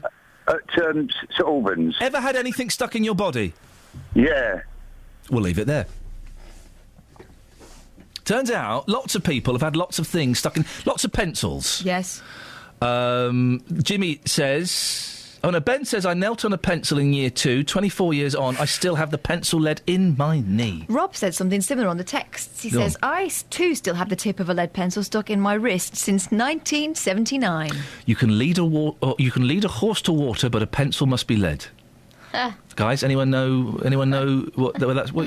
There's a little fly in here, and it's Kelly. Who did that? That's a song, isn't it? You can lead a horse to water, but a pencil must be lead. Which, of course, is not true, because it's graphite. Jimmy says, a large sliver of glass. I tripped over our ginger cat and put my arms out to stop me. Not good when you have a glass door. When I was about 10, says Ash, a girl rammed my own pen up my nose. Oh, yeah. No scars, but there was blood everywhere. She was a... Oh, dear, Ash! I don't think you're allowed to write that word. Tom says, I got a Rice Krispie stuck in my nose when I was 10. Dave says, I stuck a pencil in a hole under a desk. What? I stuck a pencil in a hole under a desk, yanked it out, still got a grey dot above my knee 35 years later. Hashtag lead poisoning.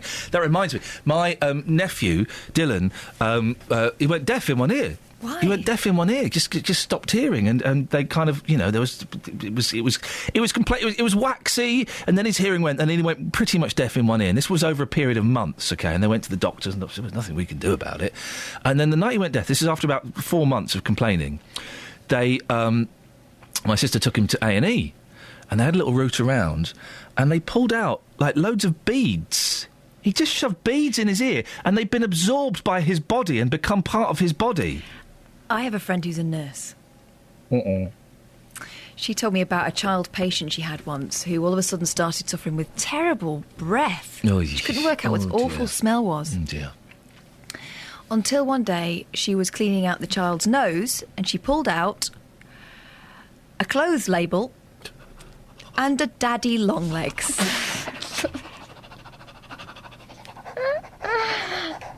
I'm more disgusted by the clothes label, if I'm honest. I think the label was holding the daddy long legs in. I don't think the daddy long legs pulled the label in.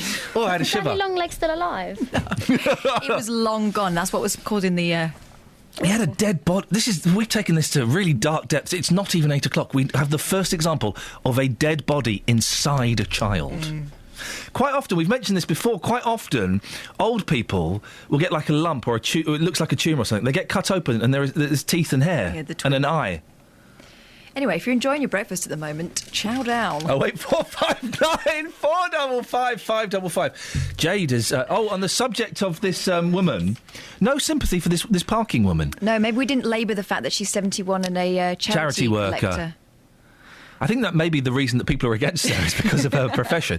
71-year-old woman parks outside a school for 7 seconds, doesn't get out of the car, it's on the zigzag lines, she gets a £70 fine, she appeals it, she still gets the £70 fine. Any sympathy for her whatsoever? Jade has texted him, the zigzag lines are there for the children's safety. They're clearly lined and signed. Serves her right.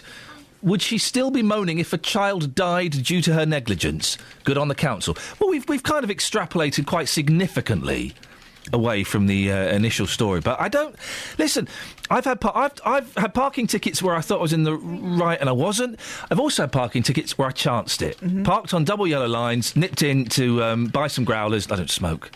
Or we popped into the chemist, come out, I got a ticket. I chanced it and I failed. Yeah. And that's... Sometimes you've got to take it on the chin. Take it on the chin. 08459 455 555. On the subject of the busway grass is Leslie. Good morning, Leslie. Good morning, Iain. Leslie, how are you this morning? Not too good, not too bad. You're not too good, not too bad? Yeah. OK, so somewhere in between? Yeah. I'm feeling your pain. Pardon? Oh, yeah, we all do sometimes. Yeah, we all do. You know, we all do. Have you broken any speed laws recently? Done a ton on the M1? No, what? I'm coming from rubbish town the other day. Which rubbish town? Aylesbury. Aylesbury? What rubbish? What? I like the way you said that rubbish town as though I was supposed to know you meant Aylesbury. Why is Aylesbury so rubbish? Because I was working there on the Thursday night at a bank after on work all night, and the town was completely empty all through the night. It's not London or New York, it's Aylesbury. Of course it's going to be empty. I went back, me and the wife, to get some from a meat shop down there. Yeah. And there was no one buying anything. No. You know, it's like there's no one lives there. Well, hang on, let's put... If you live in Aylesbury, 08459 455 555, let's try and prove Leslie wrong this morning. So, OK, so you... Leslie, listen, I've got to do travel and news. Can you wait for a couple of minutes?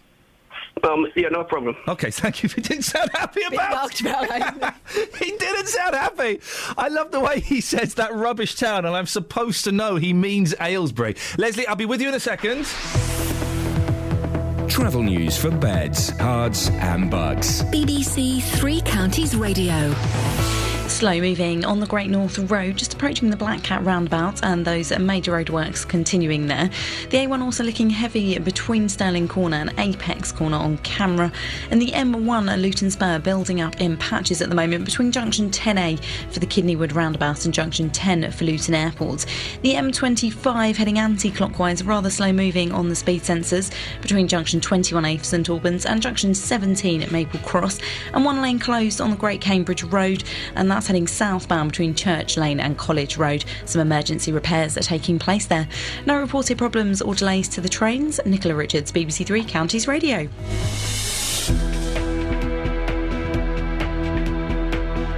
Thank you, Nicola. It's 7:46. It's Tuesday, the 15th of July. I'm Iain Lee. These are your headlines on BBC Three Counties Radio. Plans for a massive rail freight terminal on Greenbelt land on the outskirts of St Albans have been given the go-ahead by the government. The application by developers Helio Slough is for the former Radlett Aerodrome site. The Defence Secretary, Philip Hammond, is expected to be the new Foreign Secretary following William Hague's decision to stand down in the government reshuffle. And a rally is due to take place in Hertfordshire this morning in protest at the sacking of a firefighter for comments he made on social media about strike action. Coming up, we'll get the rest of Leslie's story. We'll also speak to Paul Scoynes about that cabinet reshuffle. But first of all, here's the weather with Kate. Beds, Herts and Bucks weather. BBC Three Counties Radio. A rather dull start for many this morning, although just looking at the satellite picture, it looks like we're seeing a bit of sunshine already. Parts of Watford have some sunshine, just edging, dare I say, into Aylesbury. We may get some sunshine fairly soon if it's not there already.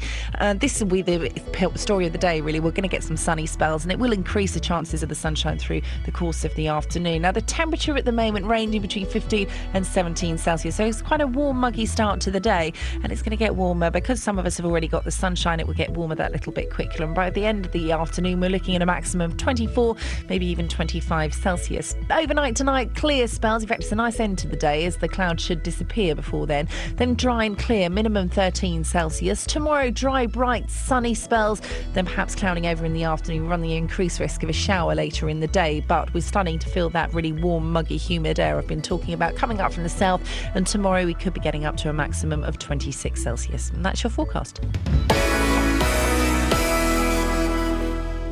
Every weekday morning. My show's called The JVS Show, 9 o'clock in the morning on BBC Three Counties Radio. Jonathan Vernon Smith. I deal with the consumer problems that affect people all over Beds, Herts and Bucks. And I said, well, I didn't come all this way to be looking at a broken down hotel. Those companies, those councils, those organisations that are letting people down. This guy turned around and said to me that they're not prepared to pay me, and I said, so you're forcing me to take action. And he said, good luck, and put the phone down on me. I get my teeth into them. Oh, Jonathan, I'll start crying soon. We don't know what to do. Deal with them and hopefully get results for you, the consumers. And it got so convoluted, I thought there's only one person who can sort this out. The JVS Show on BBC Three Counties Radio.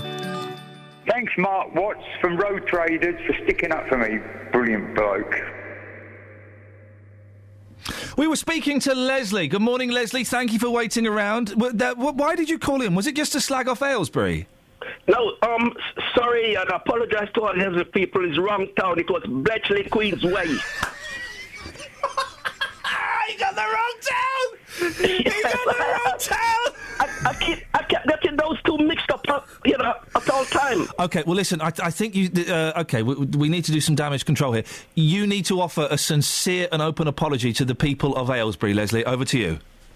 Apologise to all the people of Aylesbury who I mentioned their town. It's a rubbish town. It was the wrong town. It is Bletchley Town in the Queensway Shopping Centre. Anything else you want to say, Leslie? Yeah, about you remember these old Vauxhall Cavalier? Yeah, the Vauxhall Cavalier. Yes, we've moved on from Bletchley and Aylesbury now. Yeah. And the A5. One of them came up against me. I couldn't touch it. I was shocked. Sorry? You were on the A5, and what happened? One of them came up against me. I couldn't touch it. I was shocked. Let me just take those sentences out of context. One of them came up against me. I couldn't touch it. I was shocked. Yeah. Wowzers. One of what? Vauxhall, is it us? No, not us. Cavalier, our old Cavalier. Were you racing against the Vauxhall Cavalier? Well, it was trying to take me, but I tried to leave it standing, but I couldn't. You couldn't? Gosh, wow, that really is illegal, isn't it? No, it's not on the A5. It's not illegal to race cars on the A5? No, there ain't no speed limit on it. There is a speed limit on the A5. Yes, there is! There is definitely a speed limit on the A5. Whereabouts? I didn't see any.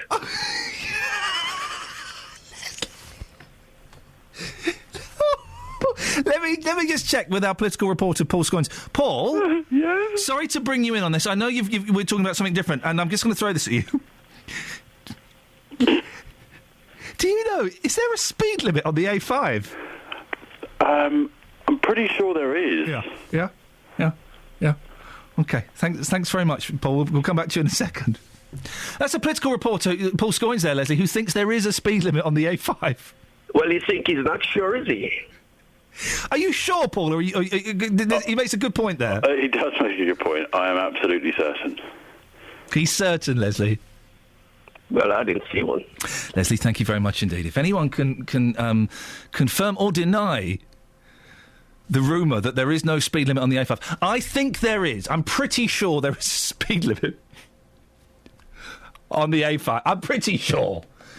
that there is. If anybody knows either way, 08 459 455 555. One of them came up against me. I couldn't touch it. I was shocked. I'm so sorry. Across beds, hearts and bucks. This is Iain Lee. BBC Three Counties Radio. Oh dear. Right.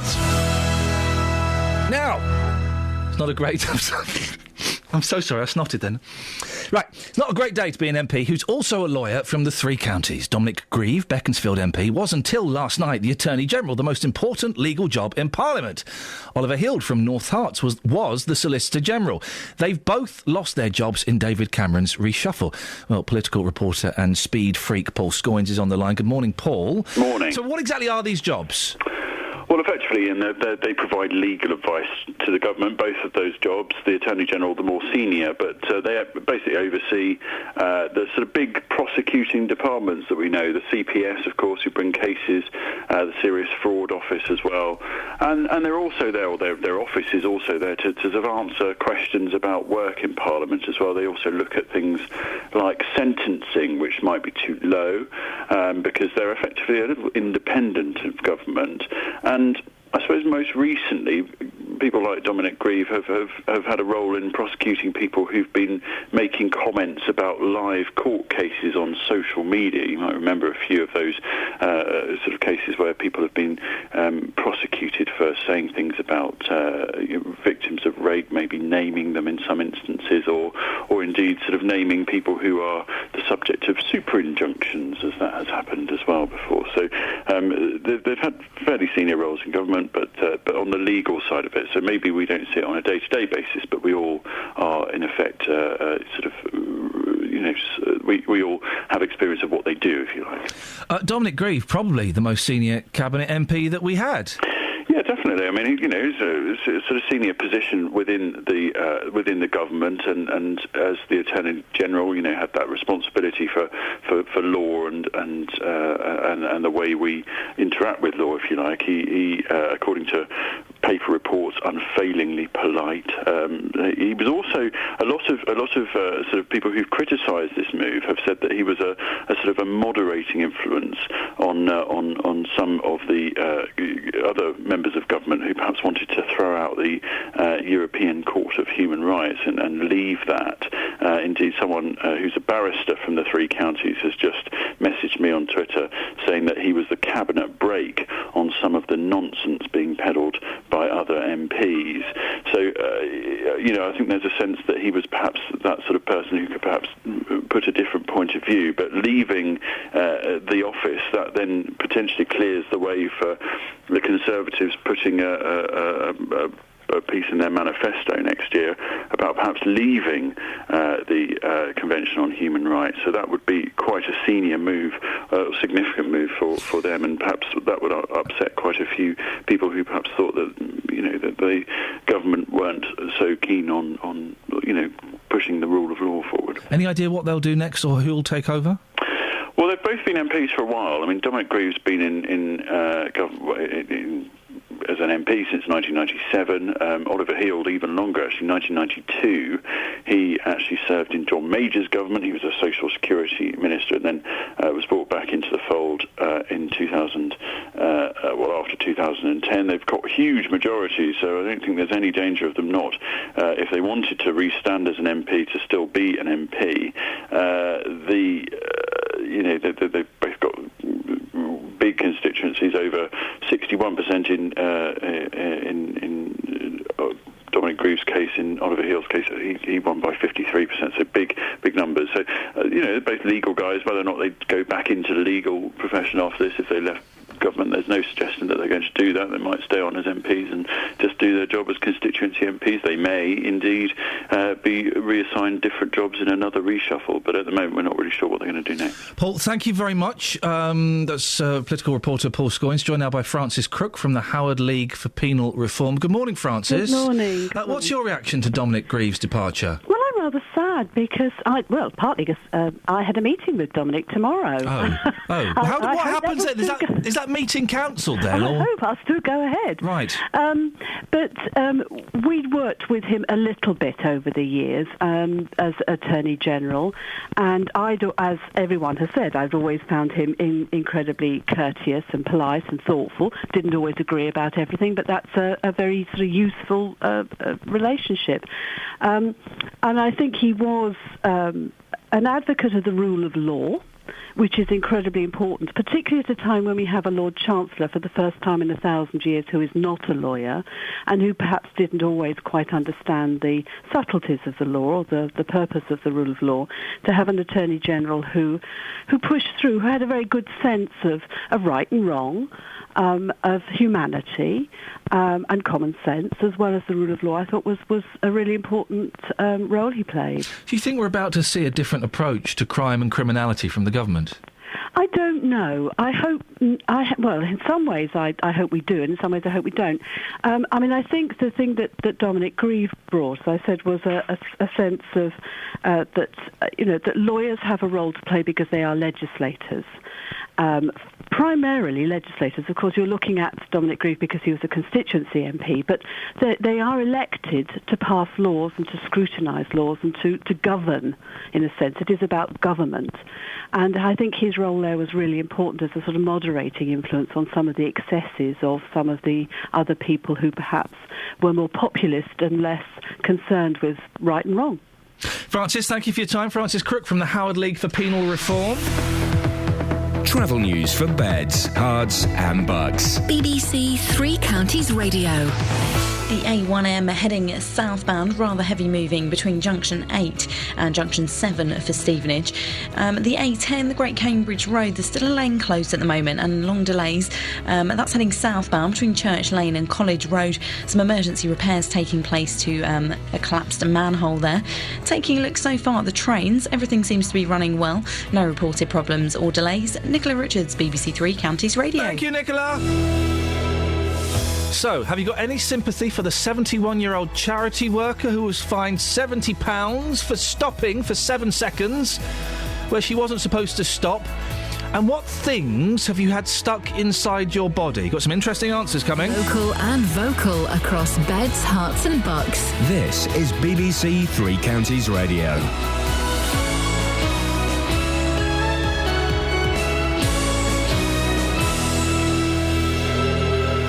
It's 8 o'clock. I'm Simon Oxley. The headlines: government go-ahead for St Albans rail freight terminal, more cabinet jobs for women in reshuffle, and Mum highlights bus pass problem for disabled Dunstable man. BBC Three Counties Radio. Plans for a massive rail freight terminal on Greenbelt land on the outskirts of St Albans have been given the go-ahead by the government. The application by Helio Slough is for the former Radlett Aerodrome site, although Hertfordshire County Council owns the land. St Albans MP Anne Main says the County Council now has an important decision to make. Herts County Council is the council for the whole of Hertfordshire, and St Albans is one bit of it.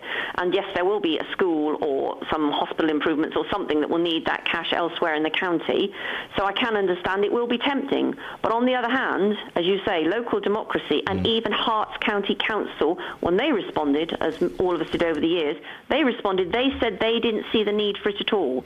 The Defence Secretary Philip Hammond is expected to become the next Foreign Secretary following William Hague's decision to stand down in the government reshuffle. The Beaconsfield MP Dominic Grieve is expected to leave his position as Attorney General, with North East Herts MP Oliver Heald leaving his post as Solicitor General. More women are expected to get cabinet posts, including Liz Truss as the new Environment Secretary, taking over from Owen Paterson. But former Cabinet Minister David Mellor has sounded a note of caution. I think they're going to have to be very careful that they don't seem to be patronising the woman voter by saying, look, we got loads of women, without actually giving a clear reason why a lot of these middle-aged but actually quite effective ministers of state were removed. You know, they're male, pale and stale, it's said. A rally is due to take place in Hertfordshire this morning in protest at the sacking of a firefighter. Ashley Brown was dismissed over comments he made on social media about strike action. An employment tribunal is set for September. Today's rally is outside the County Council meeting in Hertford. Regulators have announced details of a cap on payday lenders. From January, firms will be able to charge a maximum of £24 a month in interest and fees on a loan of £100. The Chief Executive of the Financial Conduct Authority is Martin Wheatley. It will stop the problems that we've seen where many people find that they get into a spiral of debt and end up paying many times over the original loan in charges over the course of the loan. The life of a 20-year-old disabled man from Dunstable is being put in danger as a result of council cuts, according to his mother. Joshua Newman has experienced problems travelling by bus to Barnfield College ever since Luton Borough Council withdrew funding for transport for the elderly and disabled. His mother Brenda says he can use his pass in central Bedfordshire, but they're not in Luton. We need to keep him going. We need to teach him how to get from A to B without us. That's the whole point of me pushing this, and not asking for a taxi, and obviously it's going to be a lot cheaper for the council. It must be much cheaper having a bus. In sport, Brazil coach Luis Felipe Scolari has resigned after their fourth-place finish at the World Cup, and Milton Keynes Dons cruised to a 6-0 win in their first pre-season friendly on their trip to Ireland. The weather brightening up after a cloudy start to leave warm sunny spells, a maximum temperature 23 degrees Celsius, and you can get the latest news and sport online at bbc.co.uk/3 counties. BBC Three Counties Radio's big tour of beds, hearts and bucks. It's a good place to live as you get older. And all this week we're featuring some of our North Bedfordshire villages. I think even when it's raining it looks nice because it's villagey and pretty. It's all about where you live. It is home to us and it's just a lovely village. Once you've moved here, you'll never leave. I'll be here for a long time, I hope. The big tour of beds, hearts and bucks. BBC Three Counties Radio. Busy show, busy show, busy show. Busy line, busy line. Lots to talk about. A rail freight terminal has been given the thumbs up on the outskirts of St Albans. Disabled young man is given the thumbs down when it comes to free public transport. And hang on, I can do this. I'm trying to tie in the getting bits of things stuck in your body with thumbs. What if you had stuck in your thumb? Call me now. Hey, fair play, yeah, we'll have that. Or you're sucking in your entire body. 08459 455 555. Across beds, hearts and bucks. This is BBC Three Counties Radio. We're asking, there's incredible pictures in the papers today. Oh, sorry, Catherine, you're right. That's all right, yes. That's okay, I don't need you. We're asking what... yeah, we do, I'm teasing. I was hoping you put the other headphones back on quickly and then I could flip and flop. No, the other headphones are done for now. OK. There's a picture of a young lad. He's got a door handle rammed in his arm. Oosh. It's incredible. So he must have been going some pelt down that hallway. Well, this is it. These kids, they will not listen. So, what have you had stuck in your body? A knitting needle in my side when I was young, says Andy. Look, I used to work with a deaf lady. A lady deaf in one ear for 40 years. One day she came in cured after the doc had pulled out an ancient cotton bud. For 40 years. Is that true? That sounds... Who knows? But were people lying on Twitter? What? I once threw a dart into someone's foot very hard. I had a bad aim. They then shoved a pool cue up my... Oh, my goodness gracious me. There's a couple of others. My son was riding his Mothercare bike with a stick in his hand. He came off. The stick went into the roof of his mouth. Oh, man. Has anyone ever had that thing? You know why there's a... Let's ask Kelly if she knows. Kelly, you know biro pens, right? You know you take the thing out, and you've got a clear plastic... tube, right? You know there's a hole in the side? No, I never knew that. There's a tiny hole in the side. Right. Why is that hole there? Well, I didn't know it was. I would say, so the ink... What are we talking about today? Things getting... Oh, so that if you swallow it, you can still breathe? You've got it. Well done. Is that why? Yeah. But surely you'd still be able to breathe because there's holes at each end. Fair point. But has anybody ever... Because you're right, you've got a stitch. Mm. What happened? Sharp stabbing pain. I've had it a couple of days now. Oh, probably something serious. Yeah. Get that sorted out. All right. But has anyone ever run along with a lollipop stick or a pen in their mouth and fallen over and it gone in? My mum tells me a story about a lipstick lid. She had it in her mouth, fell off the back of the bed, went into the roof of her mouth. Yeah. She was a child. They do stupid stuff. They do stupid stuff. 08459 455 555. Ever had anything stuck inside of your body? Now, the government has approved plans for a rail freight terminal on the outskirts of St Albans in the face of 8 years of fierce local opposition. Developers Helio Slough have been given the go-ahead for the huge interchange at the old Radlett Aerodrome site at Park Street. Now all they have to do is convince Hertfordshire County Council to sell them the land. Well, Justin, you've been there this morning, haven't you? I have. I'm on Park Street in the centre of Radlett as we currently speak, which is very close to where this rail freight terminal will be, if, of course, it does eventually happen. Not a done deal yet. What I would say, Park Street is incredibly busy, not just at rush hour, but I was actually here yesterday at 2 o'clock in the afternoon. This is a very, very busy road. 8 years this decision has taken. I've been talking to locals this morning. They are not happy about this. Here's what they had to say. Well, Gerard, we're here in Radlett this morning. You're waking up to the news that planning permission has been granted. As a local resident, what's your thoughts on that? Well, very concerned because all the lorries coming through Radlett, all heavy lorries causing a lot of traffic mayhem. And obviously very concerned about it, yes. Is it the decision that you've been dreading now for quite some time? Yes, absolutely, yeah, very, very much so, yeah. We've been hoping that the appeals will be successful, but obviously they've gone ahead, so we're very concerned. We're still intending to see if we can fight it. And, Madam, your reaction to the fact that planning permission has been given for this site? I'm not that surprised because they don't seem to have any regard for locals around here at the moment for planning permission on anything. And how upset are you about that decision? I think it's really poor. It's a really nice place and we don't need, massive trucks coming through day and night. So if this goes ahead, this lovely area, would you go as far as saying it'll be ruined? It will be on its way to being ruined because the roads aren't up for having a freight terminal here. So what are they going to do about that? Stephen, I've just broken the news to you. What's your reaction? You need a rail freight terminal somewhere. But why they're planting it in the middle of the green belt instead of Luton or I think the other place is Slough, where they actually want it, I do not know. I don't think the people in Luton or Slough want it either, to be fair. I think quite a lot of them do. Certainly the councils do, as we understand it.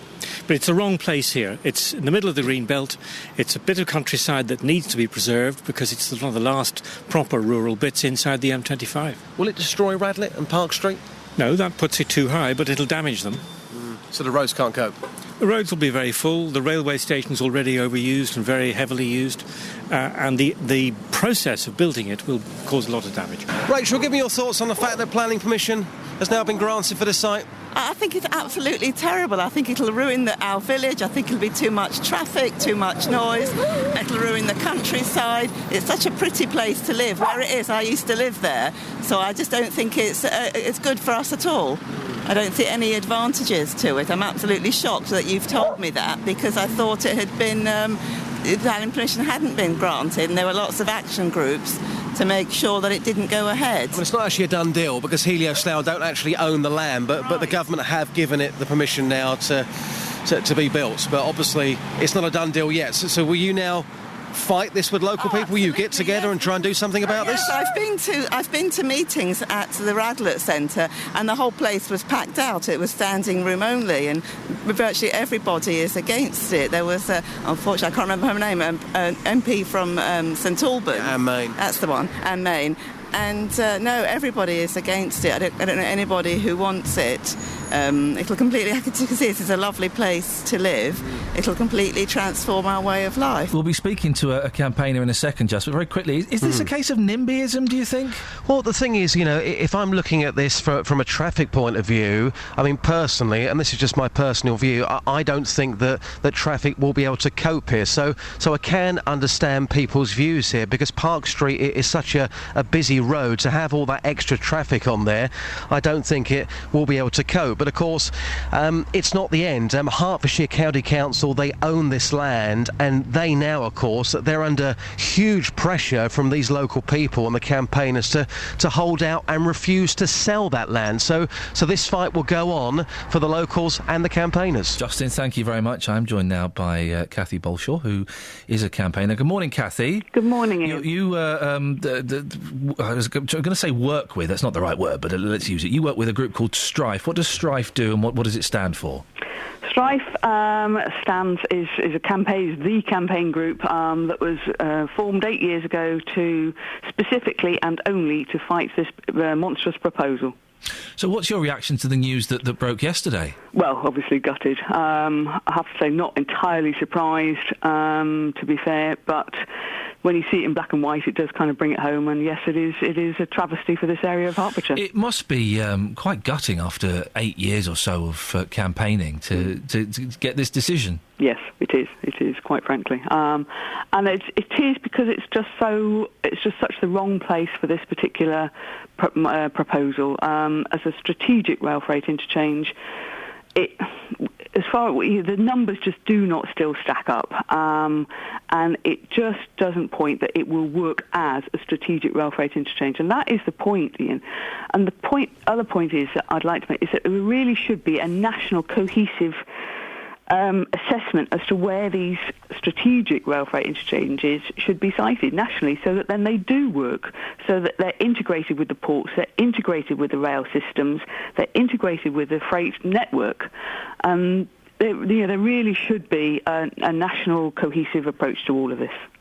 Well, in his decision, you say it's not the right place. The Secretary of State seems to think it is. Why do you think the Secretary of State is seeing it differently from the campaigners? As I understand it, it's basically the Secretary of State's been under huge pressure from Network Rail, and as I understand, Network Rail have said that they will take strategic rail freight interchanges anywhere, and that they will work. But of course they're not taking into account really, and they've never given us any figures or anything else on how it will affect the passenger side of things. When of course this particular the Thameslink line is one of the busiest passenger lines in the country. Hertfordshire County Council own the land, or they own it in a three-way split with a couple of other companies. Sure. What do you think they might do? Because they could scupper the whole thing, couldn't they? Absolutely. I mean, that's basically where we're at now. Is the pressure is back on Hertfordshire County Council, and what they decide to do. They legally do not have to sell the land to. If they're offered a load of cash when councils are struggling, you can see why that would be very tempting, can't you? Of course, absolutely. But they could go for change of use. Mm. So, they have got different options.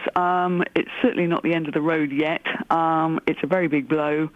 And, obviously we will be talking to Herts County Council shortly. We are talking to our legal advisors as well. And we'll wait to see what St Albans District Council decide to do as well.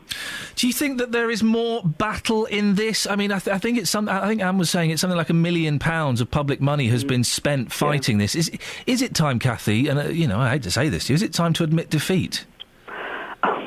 I think, to be honest with you, I mean, you've heard from Justin, the strength of feeling against this proposal. It is virtually, 100%. And I think as long as while there is still a chance, then we will still keep fighting it. Cathy, I appreciate your time. No doubt we'll speak about this as this story progresses over the next few weeks and months. Thank you. Thank you very much indeed, Cathy Bolshaw. 08459 455 555 is the telephone number if you want to give us a call. It's BBC Three Counties Radio. Travel news for beds, cards and bugs. BBC Three Counties Radio. The M1 heading southbound, looking rather heavy at the moment on the speed sensors between junction 12 Flitwick and junction 11 for Dunstable. The A1M also looking rather heavy just between junction 8 for Stevenage and junction 7. And the M25 heading anti-clockwise, slow moving between junction 21A for St Albans and junction 15, the M4.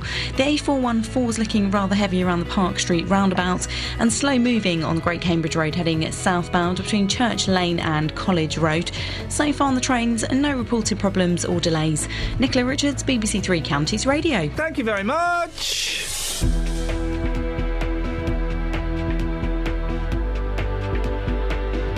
It's 8:16. It's Tuesday the 15th of July. I'm Iain Lee. These are your headlines on BBC Three Counties Radio. plans for a massive rail freight terminal on Greenbelt land on the outskirts of St Albans have been given the go-ahead by the government. The application by developers Helio Slough is for the former Radlett Aerodrome site. The Defence Secretary Philip Hammond is expected to be the new Foreign Secretary following William Hague's decision to stand down in the government reshuffle. And a rally's due to take place in Hertfordshire this morning in protest at the sacking of a firefighter for comments he made on social media about strike action. BBC Three Counties Radio.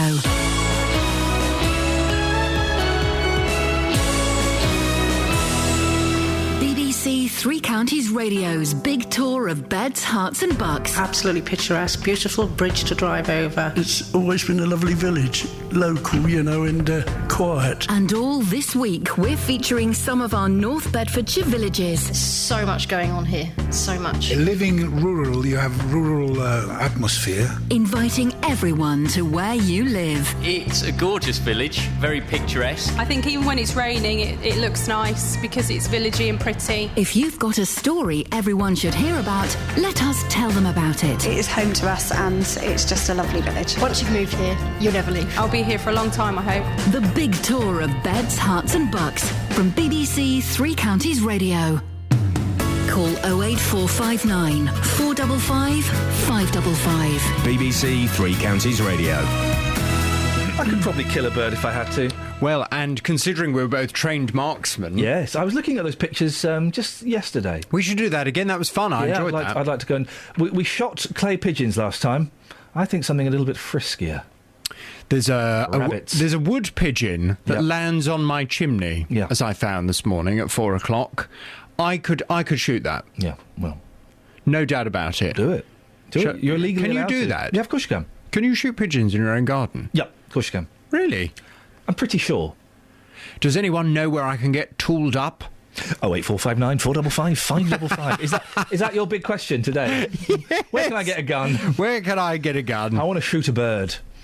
What is your big question today? Well, coming up on the Big Phone In today, we're kind of doing a follow-on from yesterday's programme. Oh, yeah. I'm going to be asking, do you think we need more women doing the top jobs? Oh. The news front pages, they're split this morning between the cabinet reshuffle that's brought more women into power and the church vote, which we discussed yesterday and has given the thumbs up to women bishops for the first time. On the cabinet reshuffle, the Independent leads with massacre of the men in suits. Oh, dear. The Daily Mail top line reads, now it's time for the rise of the women. Well, yesterday on my show, Steve from Luton shocked everyone by arguing very forcefully that women are generally not as intelligent as men and they do not belong in positions of power. Gosh. Well, from 9 this morning, I want your views on this. Do you think we need more women doing the top jobs? 08459 455 555. I'd love to hear from you. Across beds, hearts and bucks. This is Iain Lee. BBC Three Counties Radio.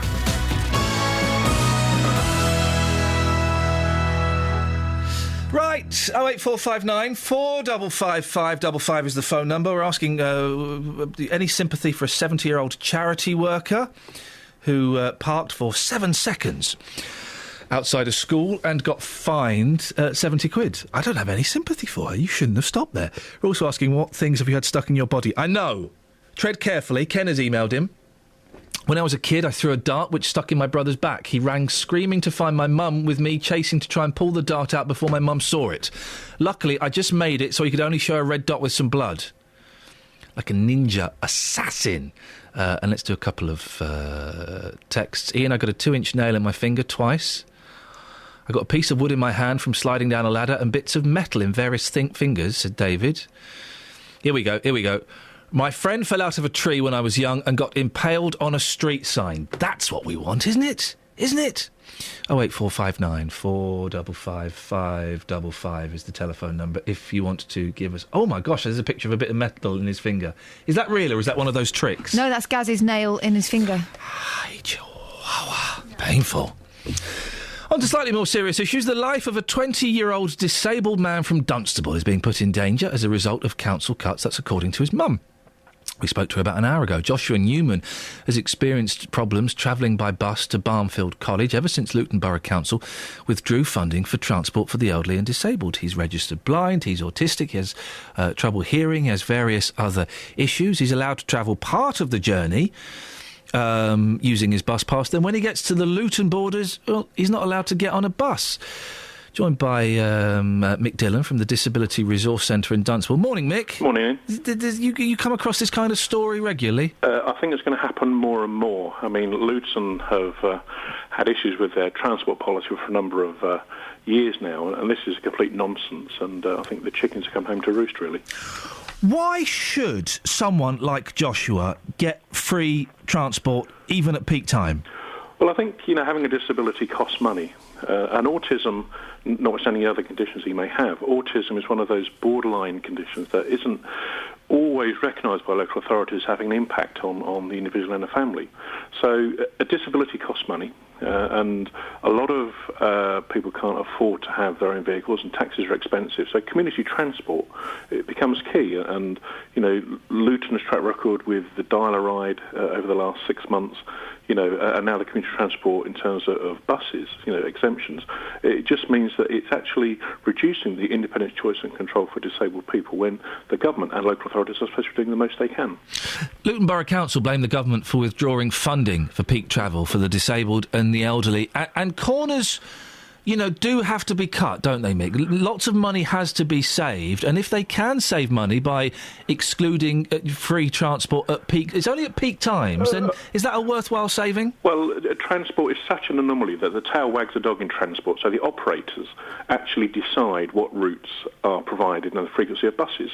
And I've never known in all my years why that is the case. If you commission a service, it should be done by people's need and ridership. The busway in Luton Dunstable, within a few months of opening, the operator was saying it's a fantastic success. We want to do it more and more. Well, that's proven not to be the case necessarily. And so, transport is the anomaly where, what do people really need? You're given what the bus companies decide, and then you fit into it. And here you see that, on this example, that the policy doesn't work for a young lad who actually wants to go into education, better himself, and lead a conventional life with direction as well. Mick, stay there. I want to bring in Dave Taylor, in charge of transport at Luton Borough Council. Morning, Dave. Good morning, Ian. Why are some areas in Bedfordshire able to maintain peak free transport for disabled and elderly, and Luton aren't? Yeah, I mean, that's a difficult decision we have to make, and I've got every sympathy with this particular individual. It does disturb me, but it's a difficult decision that we had to make by withdrawing peak time travel, and we're left with the national scheme, which is operated by 80% of the local authorities. We haven't withdrawn his pass because that would have been issued by Central Bedfordshire because he lives in Dunstable. But it disturbs me, and hopefully something can be done if he talks to us or Barnfield College. But I think the problem is that he changes buses in Luton. Yeah, because Arriva say that because he starts his journey in Central Beds, he should be entitled to free travel even when he crosses the border into Luton, and that seems to be the problem. What can you do about it, Dave?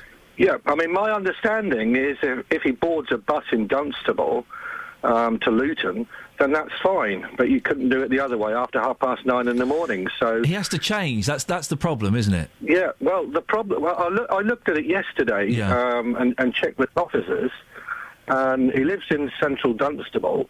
If he gets the number 24 service, the Arriva 24. It'll take him direct to Barnfield College, where he doesn't have to change. From Dunstable, the 24 goes, does it? From Church Street in Dunstable, the number 24, the Arriva, will then take him straight to Barnfield College without changing. I mean, the problem isn't getting home. Is actually, I see the problem is getting there. Yeah. Okay. Well, we'll certainly put that. I mean, I don't know the exact bus routes. Obviously, you know it better than me, and we'll certainly suggest that to his mum and see how that's gone on. How much money is Luton saving by withdrawing funding for free peak travel for the disabled and elderly? It can't be that much.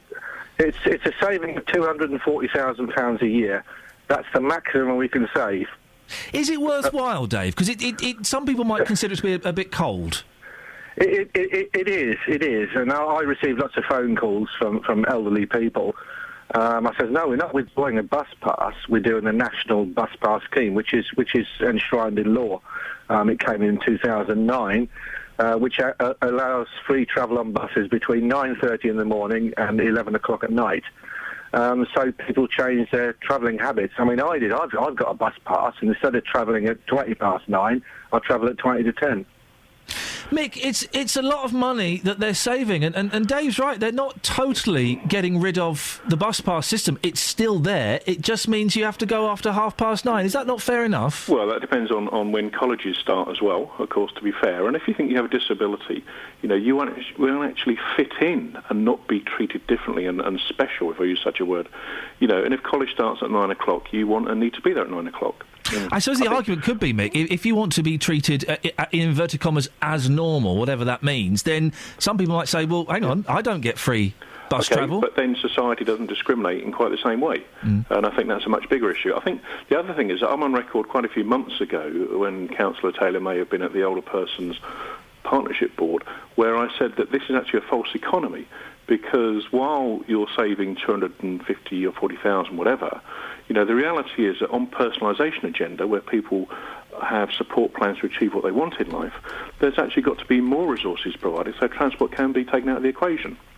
And I think, the headline is 240,000 saved, but, as with most things, behind the scenes, the detail will actually show that it's having to be reinvested elsewhere to make people have that independence, choice and control. Dave, final word to you? Yeah, I mean, the disability transport, we're working on that at the moment with the demise of Dial-A-Ride. And the situation is that we may be asking Dial-A-Ride to come back into Luton to support disabled transport. We've got a programme that'll try and resolve that. So that's a side issue, but it does worry me about this young chap. And if his mother contacts us, I can give you out my email address. Dave, hang on one second. Brenda has just called in. Good morning, Brenda. Good morning. Thanks for coming back on. If you could just turn your radio off in the background. You heard what Dave was saying there. If you get the number, was it the number 24, Dave? That's right, yeah. That 24. That would solve the problem, Brenda.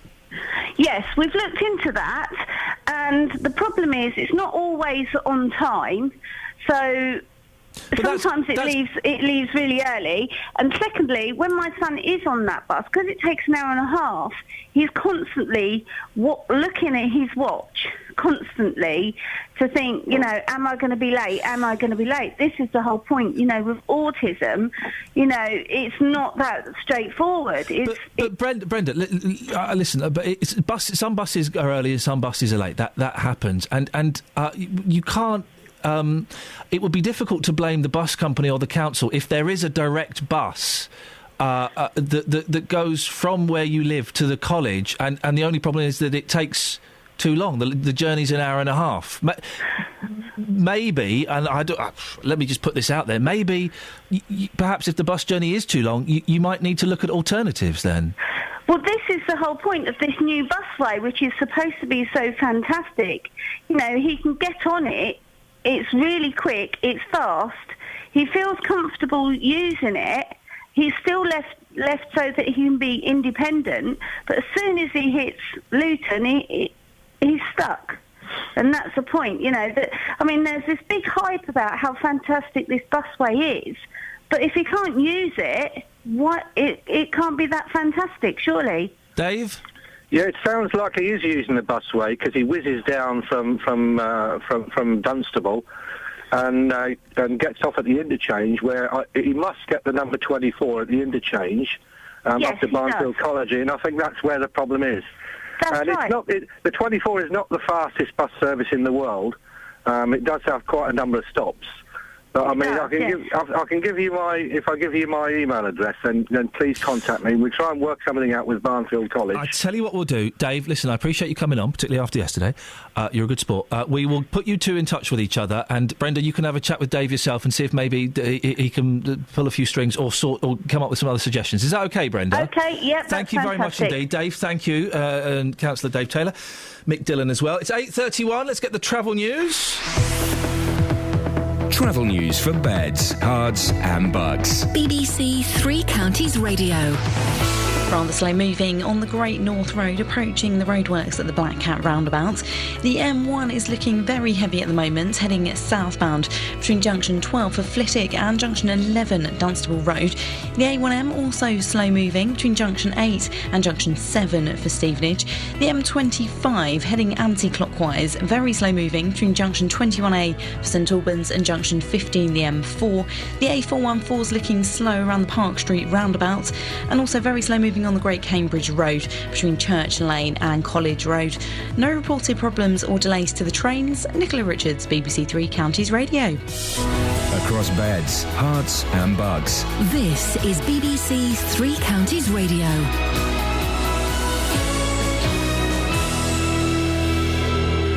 With the headlines, I'm Simon Oxley. Plans for a massive rail freight terminal on Greenbelt land on the outskirts of St Albans have been given the go-ahead by the government. The application by developers Helio Slough is for the former Radlett Aerodrome site.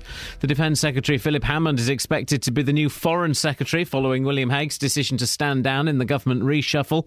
And a rally is due to take place in Hertfordshire this morning in protest at the sacking of a firefighter for comments he made on social media about strike action. Three Counties Sports. BBC Three Counties Radio.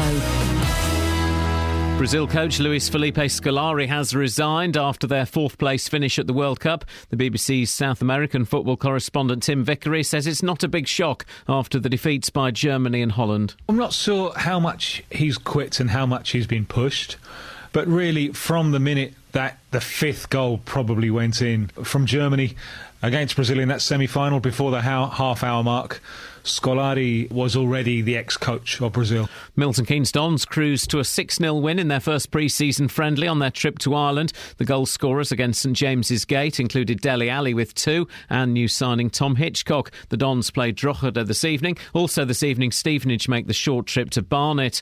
One of Luton's new signings, defender Paul Connolly, says they can repeat the success of last season in League 2. The Hatters are back from their Portugal training camp. Connolly says it's a strong squad. You can tell why they were so successful last year. So for me, it can only be a good thing because I'm joining a successful team. OK, it was a level below, but I don't think there's much between the levels. So I really think the success from last year will just kick us right on.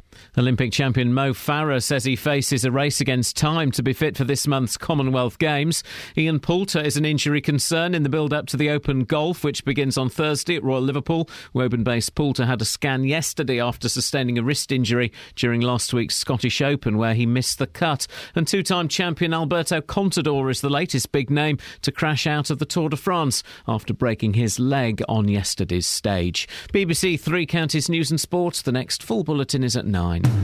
Call 08459 455 555. BBC Three Counties Radio. Morning, lots to talk about. Quick recap. Ever had anything stuck in your body? Turns out loads of you had. And loads of you also sending really rude texts and tweets about that. For goodness sakes, grow up, children. Grow up. Dearie me. Smutty. Smutty butty. Oh, that reminds me. Can I say that on the radio? Probably not. I thought of a really good name for a dance troupe yesterday. What was it? What kind of dancing are we talking? Like street dancing. Oh, what was it? I thought of a really good name. Oh no, it's quite offensive. I can't say it. Oh well, thanks for sharing that. There or you not. It was. I can't share it. I'll tell you later. Okay, I look forward to that. Yeah, okay. It's not worth it. It's very childish. What have you had stuck in your body? There's a 71-year-old charity worker stopped for 7 seconds on the zigzaggy lines outside a school. She got a parking ticket, got 70 quid, she had to pay it. Any sympathy for her at all? I don't have any. Doesn't matter what she was there or how long she was there for. She was there. 08459 455 555. And we just heard the story there about a young lad, Joshua. He's blind, he's autistic, he's 20 years old, and there's a little bit of argy-bargy with his bus pass. Matt's in Luton. Morning, Matt. Hello. What would you like to say, boss? When I went a couple of months ago, I went for a blood test, and I had a cholesterol test, so I had to fast. So I got on the bus about, must have been 8 o'clock, 8:15. Yeah. He said, sorry, mate, you can't use your pass till 9:30. I said, you're joking. I said, how much do you want? And he said, £2 something. Yeah. I said, you can shove your bus up your... How's your father? Gosh. And I walked. Wow. I can't understand why this is yet in Dunstable. You can come from Dunstable at any time in the morning. Especially, I met a guy in the hospital and I was talking to him about it. Fun times. And he said you can go straight any time you want. Why is this? We two different... Well, Luton have made the decision to get rid of peak time travel for the elderly and the disabled, and it saved them over £200,000 a year. Yeah. A year. Yeah, It's so a lot of money. They're not really interested in the elderly person's health. So when I got to the hospital for me test, I was a bit out of breath, so the nurse said, you better relax. And, beautiful. She said, what happened? I said, well, I couldn't get on the bus, so I walked. She said, that's a disgrace. I said, you want to tell that to the bloody bus station? Matt, let me play devil's advocate. Why should you get free transport all of the time? You get it after 9:30, that's good enough. Sorry, Ian. If you're going for a blood test and you've got to be fasting, you've got to be there early because you've got such a queue when you get there anyway. Yeah. Have you been for a blood test? Yeah, I have. No, I know you. In some places, a cholesterol blood test? Yeah, I have. Well, how long would you wait in that test? Oh, I was only waiting for 5 minutes. I went private. Ah, well. I'm joking. I'm joking. It's the old story. No, I'm joking. Yeah, do they have that system there where it's like being at the butchers in Tesco's? You take a little paper ticket with your number on, and you wait for that. Come up with a ticket. Yeah. You could be 40 people ahead of you. You could spend a long time there. You're and right. all this time you were fasting, Ian. Yeah. And suppose it's just, and all it means really is the doctor to write on the ticket urgent, and you'll go straight in. Well, hang on a minute, but why? Whoa, Matt, why would you be urgent just because you've taken more footsteps in your lifetime than I've taken? Because of the fasting, isn't it? Yeah, but everyone has to fast when they go for a blood test, don't they? You see, there we are again. You're splitting hairs, and that. Well, no, I'm not splitting hairs. You said you should be given special treatment because you've been fasting. Well, lots of people are fasting when they go. So you're basically you just want them to hurry up so you can go and have a biscuit. You know, it's a waste of time talking to you sometimes. I'm trying to get something sorted out and you to help me out. But that's what you're supposed to be there for, to help us. I don't think so. No, I don't think so. I don't think so either. I'm thinking about a young kid. They're a disgrace to save a few quid. And then you see all them benefit programs last night paying out millions to these people coming from abroad. So you're starting me off again, Ian. I like starting you off. I'm sounding like Steve, aren't I? You're not sounding that bad, Matt. Thank you very much. 08459 455 555. Honestly, it's one of the greatest joys in my life, and I'm so blessed. I'm so lucky that I am allowed to wind up Matt in Luton at least 2 or 3 times a week. It really does make life worthwhile. Glenn's in Leighton Buzzard. Morning, Glenn. Morning, Ian. Glenn, what would you like to say? You just before 8 o'clock, you said about the speed limit on the A5. This was Leslie who called in, who seems to think that there is no speed limit on the A5. Well, the A5 is a 70 mile an hour speed limit. Right. I got caught speeding. I was doing 111. I got banned. Good. But he said we don't prosecute. We normally don't do anything unless it's erratic driving. Yeah. 80 mile an hour. They will allow 80 mile an hour. What do you mean that? Who said that? That was the policeman that booked me. That is, Glenn, that is utter guff. But he did. No, it's rubbish. The police aren't going to let you do 80 miles an hour on a 70 mile an hour road. That's what he said to me. What on earth are you doing 111 for, you plum? Well, I was trying to make my new car. Oh, Glenn, go away, you naughty boy. We do not condone that in the slightest. Hey, here's something I'm going to put in your mind. And I've noticed this a lot recently. 11 minutes past 11. Constantly. Have you ever had this case? You're going to notice it today. If not today, certainly over this week. 11 minutes past 11. The number of times I look at my clock in the car or my watch, it's 11 past 11. 1111. Mine's always 10:38. Is it really? Yes, and I always think, 103.8, one of our frequencies. Hey! I wonder if Catherine's got a specific time that she sees on her watch. No, I haven't got a watch. What? I haven't got a watch. I don't wear a watch. We wanted Glenn to stay on the line. Yeah, we did. We were trying to do something. Can you ring back? Oh, okay. Hang on, I'll ring him. Oh, yeah. Okay. That's good. But she doesn't wear a watch. What a Yeah, but she can deviant. still see clocks. Yeah. I don't know where If she I didn't want. answer. Have you got a specific... Can you hear me, Kath? Yeah, just about what? Have you got a specific time that you see? I see 11:11 all the time. No. Flippin' heck. I can answer for her if you like. Okay. I can pretend her to be her conversation. Go on. Yeah, I always look at clock and see 7:41 in the PM. Hello, Glenn. And I always think I want to put you plums. through if I may. Right. Oh, surprise. I'm going to put you through now. Look at her being flirty with the fellas and being cold with the women. Glenn's on fader 2. Okay, right. Why have I got... OK, Glenn, you're on fader 2. Why have I got Glenn Well, back? look who's on fader 1. Oh, hello! Lynn! Hello. Hello. Oh, hello, Lynn. How are you? Oh, how are you? Thank you for being so I'm very nice well, about thank you. me. You're welcome. You're obviously a very sweet man and very discerning. Because I'm already in the car here. Ian thinks I'm common. No, not at all. And you said nice things about me, so I'm really grateful for that. You're very welcome, and I'm glad they sorted the boiler out for you over Christmas.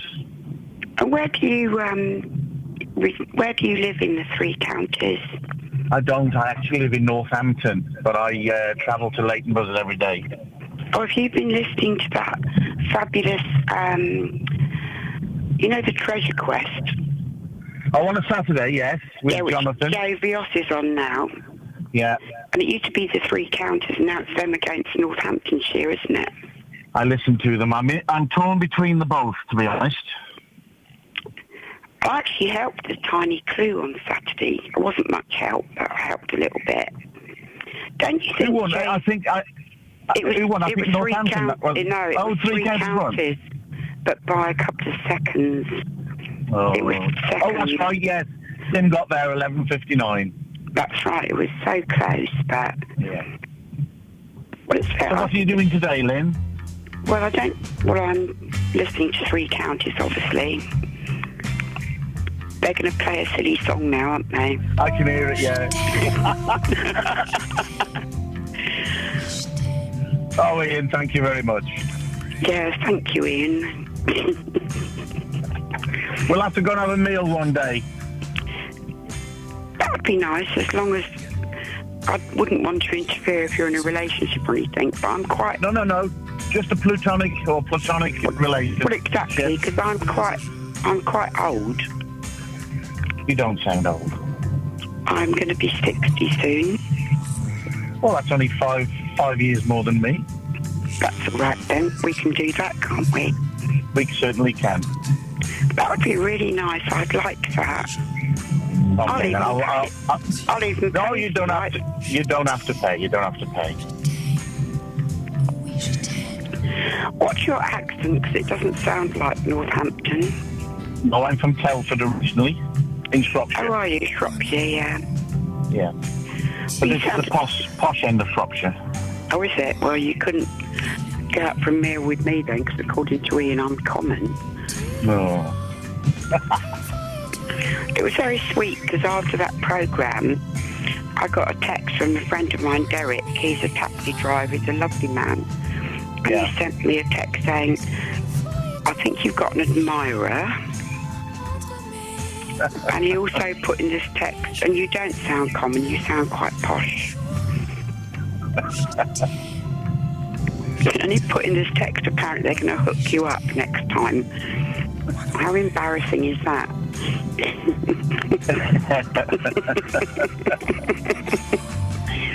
I'm glad because it's a real...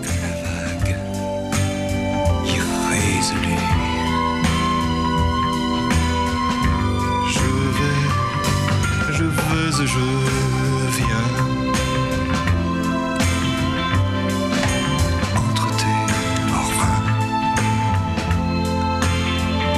Je vais et je viens entre tes orphelins et je me retiens.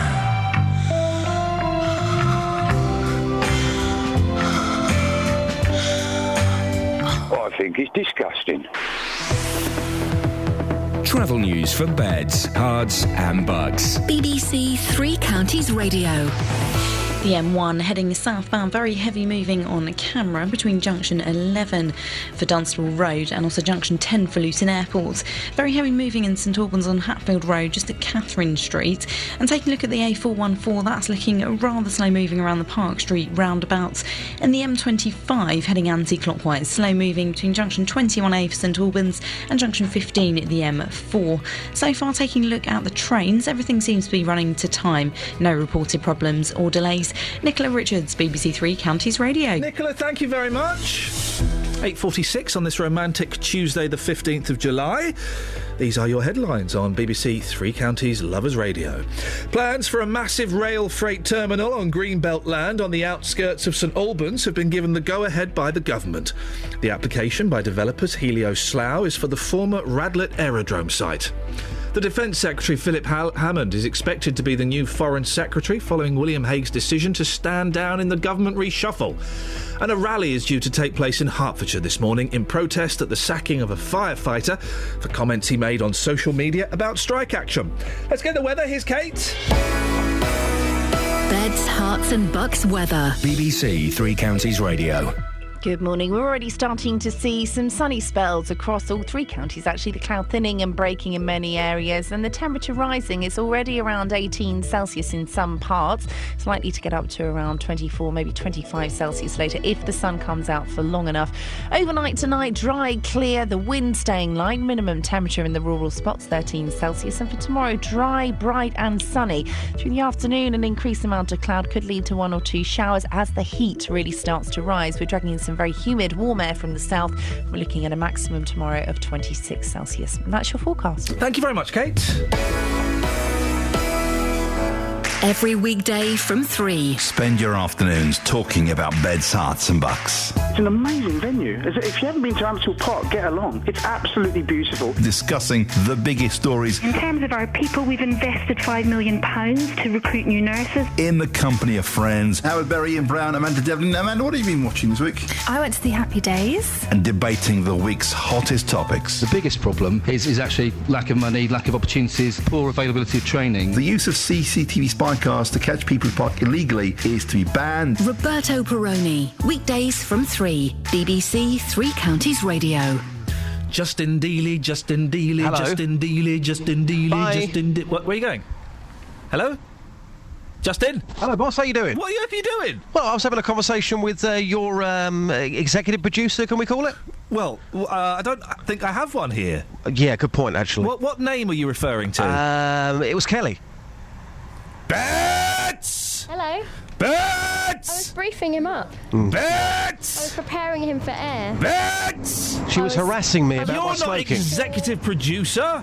I was making sure that he was all ready for air and he was hungry. Justin. Yes, boss. Now, this is an interesting one. I didn't think we'd get anything on this. Sometimes I throw out nonsense things that sound funny to me, but I expect no response, OK? We've had loads of response on this. Incredible story in the papers. It's in the Sun. The picture of a lad, amazing pictures. He was running along down the hallway and he got the door handle rammed into his arm. Wow. Under his flesh. It is horrible, but fascinating as well at the same time. And I've been asking people all morning, what have you had stuck in you? Yeah, we've got a few jokers on Twitter who've been making vulgar suggestions. It's not clever, it's not big, there's nothing funny about that. But have you been out asking people about this? Yes, I'm in Radlett this morning. What I love about my job, Ian, it's so varied. So earlier, we were asking people about rail freight terminals, OK? And this big breaking news story here in Radlett and Park Street. Now, whilst I'm here as well, I've also been getting stories about what's been stuck in you. I hate to... what's coming up right now is pretty graphic. So just to warn our listeners now, what you're about to hear is disgusting, but these are true stories. Ian, here's what happened in Radlett. I love the fact you've had to give a disclaimer before we play. Oh, this is bad, trust me. Let's have a listen. Now, Adam, you've got so many stories. You worked as a medic for a year. You know somebody who got a door handle stuck in them, and it was, let's just say, very, very painful. Tell us what happened. Yeah, it was an old lady. She was about 87. She was walking past, well, she was actually in her flat, walking past a door with a curled door handle.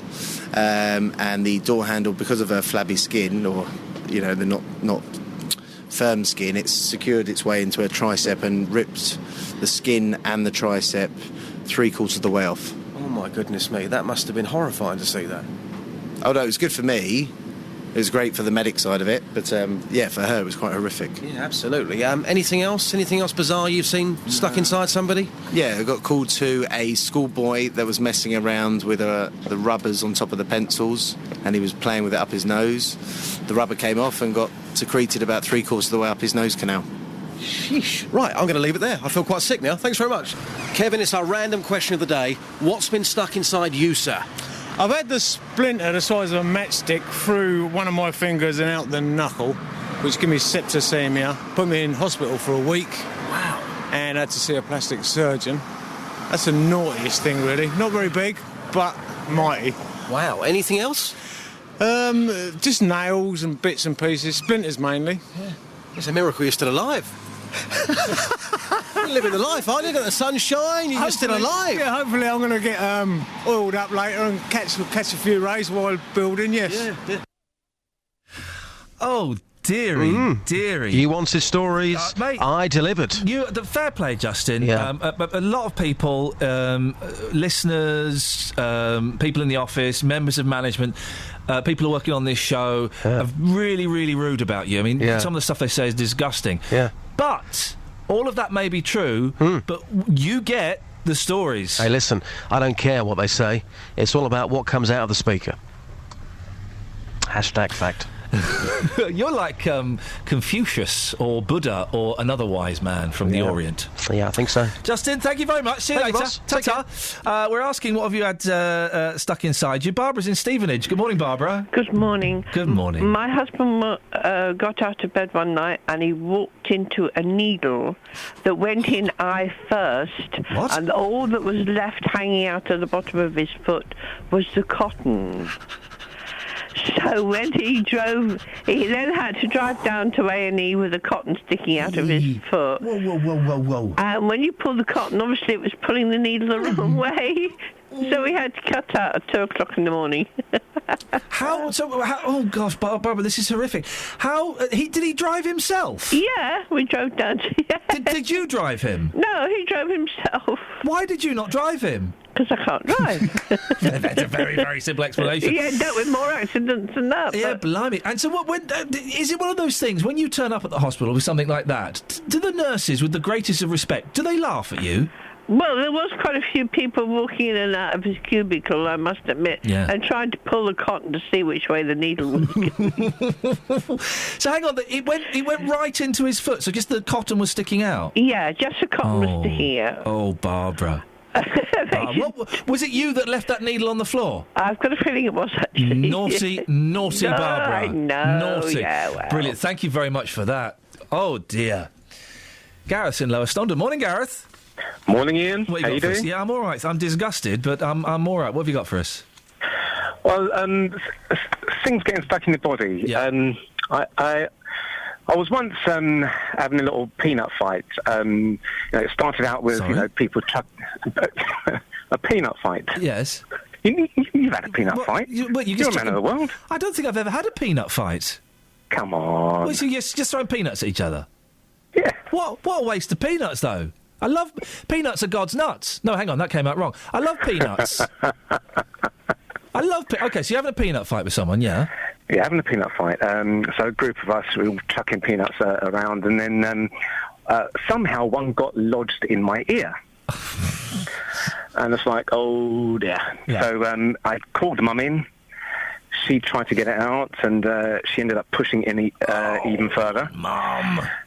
So, Dad! Yeah, Dad will sort it out. Yeah, Dad will sort it out, yeah. So Dad tries, he pushes it even further. Oh, so Dad. right now I'm in excruciating pain. Yeah. So rushed to A&E. A nurse had to go. She couldn't get it out. She ended up calling a doctor in. The doctor tried. and he couldn't get it out either. So I was like, oh no, you're going to have surgery. Oh no! So I'm like, no surgery. There must be something else you can do. How old are you when this is happening, Gareth? I was only about 18. All right, 8. 18. 18? So Yes, you were a man? I was a man. When you were doing that crying voice until like your mum and dad, I thought you were 6. You were a man, and you're begging the doctor not to do so. Please don't do it. You're a man. You could have been in the army. All right, go on. I know. So yeah, about to go into surgery. I said, look, there must be something else you can do. So you know what they did? Oh, hang on. Are we getting to a punchline here? They poured chocolate down my ear, and it came out a treat. Gareth. Ian. Gareth. You're a very, very naughty boy. You're banned for the rest of the week. Think about what you've done. Go away, you naughty boy. That's a vintage joke. They don't even sell treats anymore. There are people going, Mum, what's a treat? I had to listen to all of that. So I thought, well, if I've had to listen to it, then I'm going to put him on air. Do you know it was a joke? Yeah, I know. Right, you're banned for the rest of the week. Only at the end, wouldn't you know? Well, yeah, that was the punchline. Yeah, I know. It was very convincing. I thought, I'm not going to listen to it. I'm not going to be the only one to have heard that this morning. It's good though, right? Well, no, it was rubbish. Actually, you're right. He's banned for a week. You're going to get a stern seeing to. Maybe Gareth can redeem himself if he comes back with a better call. Not this week. Not this week. He's banned. Gareth from Lower Stondon is bando. Gareth, if you're still listening, just call him with a different name. It'll be fine. Yeah, I won't see through that, will I? No. Well, of course I won't. Dave was Dennis for years. What? And John. What? He was also Sue. What? Dave Luton? Yeah. Phoned in using different names? Don't you remember he was Sue Luton? And different voices? Yeah. No, he couldn't quite get the voices. What? Dennis has done it too, hasn't he? What? Oh, yeah. Are you saying that the callers tricked me? Basically, you've only had one call this morning, but we've just put loads of different names on. Man alive. I'm furious. I need to smash something up. Wonder if Mark Watts is listening. Oh, dearie me. The podcast. Oh, yeah. Last week's podcast was really good. Yeah. Was it? I didn't listen. I don't listen to it. It's always good. But I imagine it was good because the show's good. But Matt Lockwood is in the links. Hey, listen, we're doing Pond Life this Thursday, okay? Mm-hmm. This is the last Thursday we're doing it. I'm going to the pond tomorrow. Are you? With lockers, yeah. I'm going to go and see what this flipping pond in Watford is all about, and I will be making an executive decision as to whether we continue the feature, we won't, or as to whether we end the feature, we will. Don't think that's your decision. It is my decision. Otherwise, I'll join my brothers and sisters in doing the strike thing. Do you know what we could do, Kath? Yeah. We could put Matt Lockwood on as a different name. Yeah. Put the item on as a different item. Yeah. Label all the audio different. So he thinks that he's playing something else. Definitely, just don't tell Ian. Just exactly. What was that? Nothing.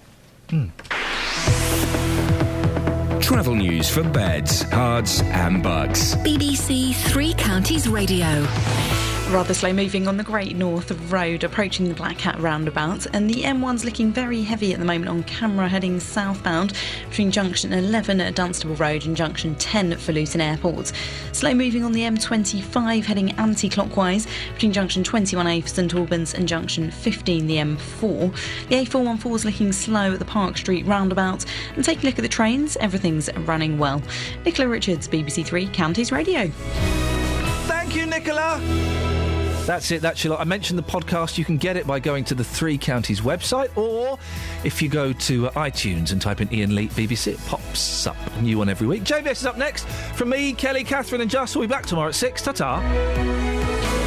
Local and vocal across beds, hearts and bucks. This is BBC Three Counties Radio. Thank you, Ian. Good morning. Welcome to the JBS show. I'm Jonathan Vernon-Smith. It's Tuesday. It's 9 o'clock, and on today's Big Phone In, do you think we need more women doing the top jobs?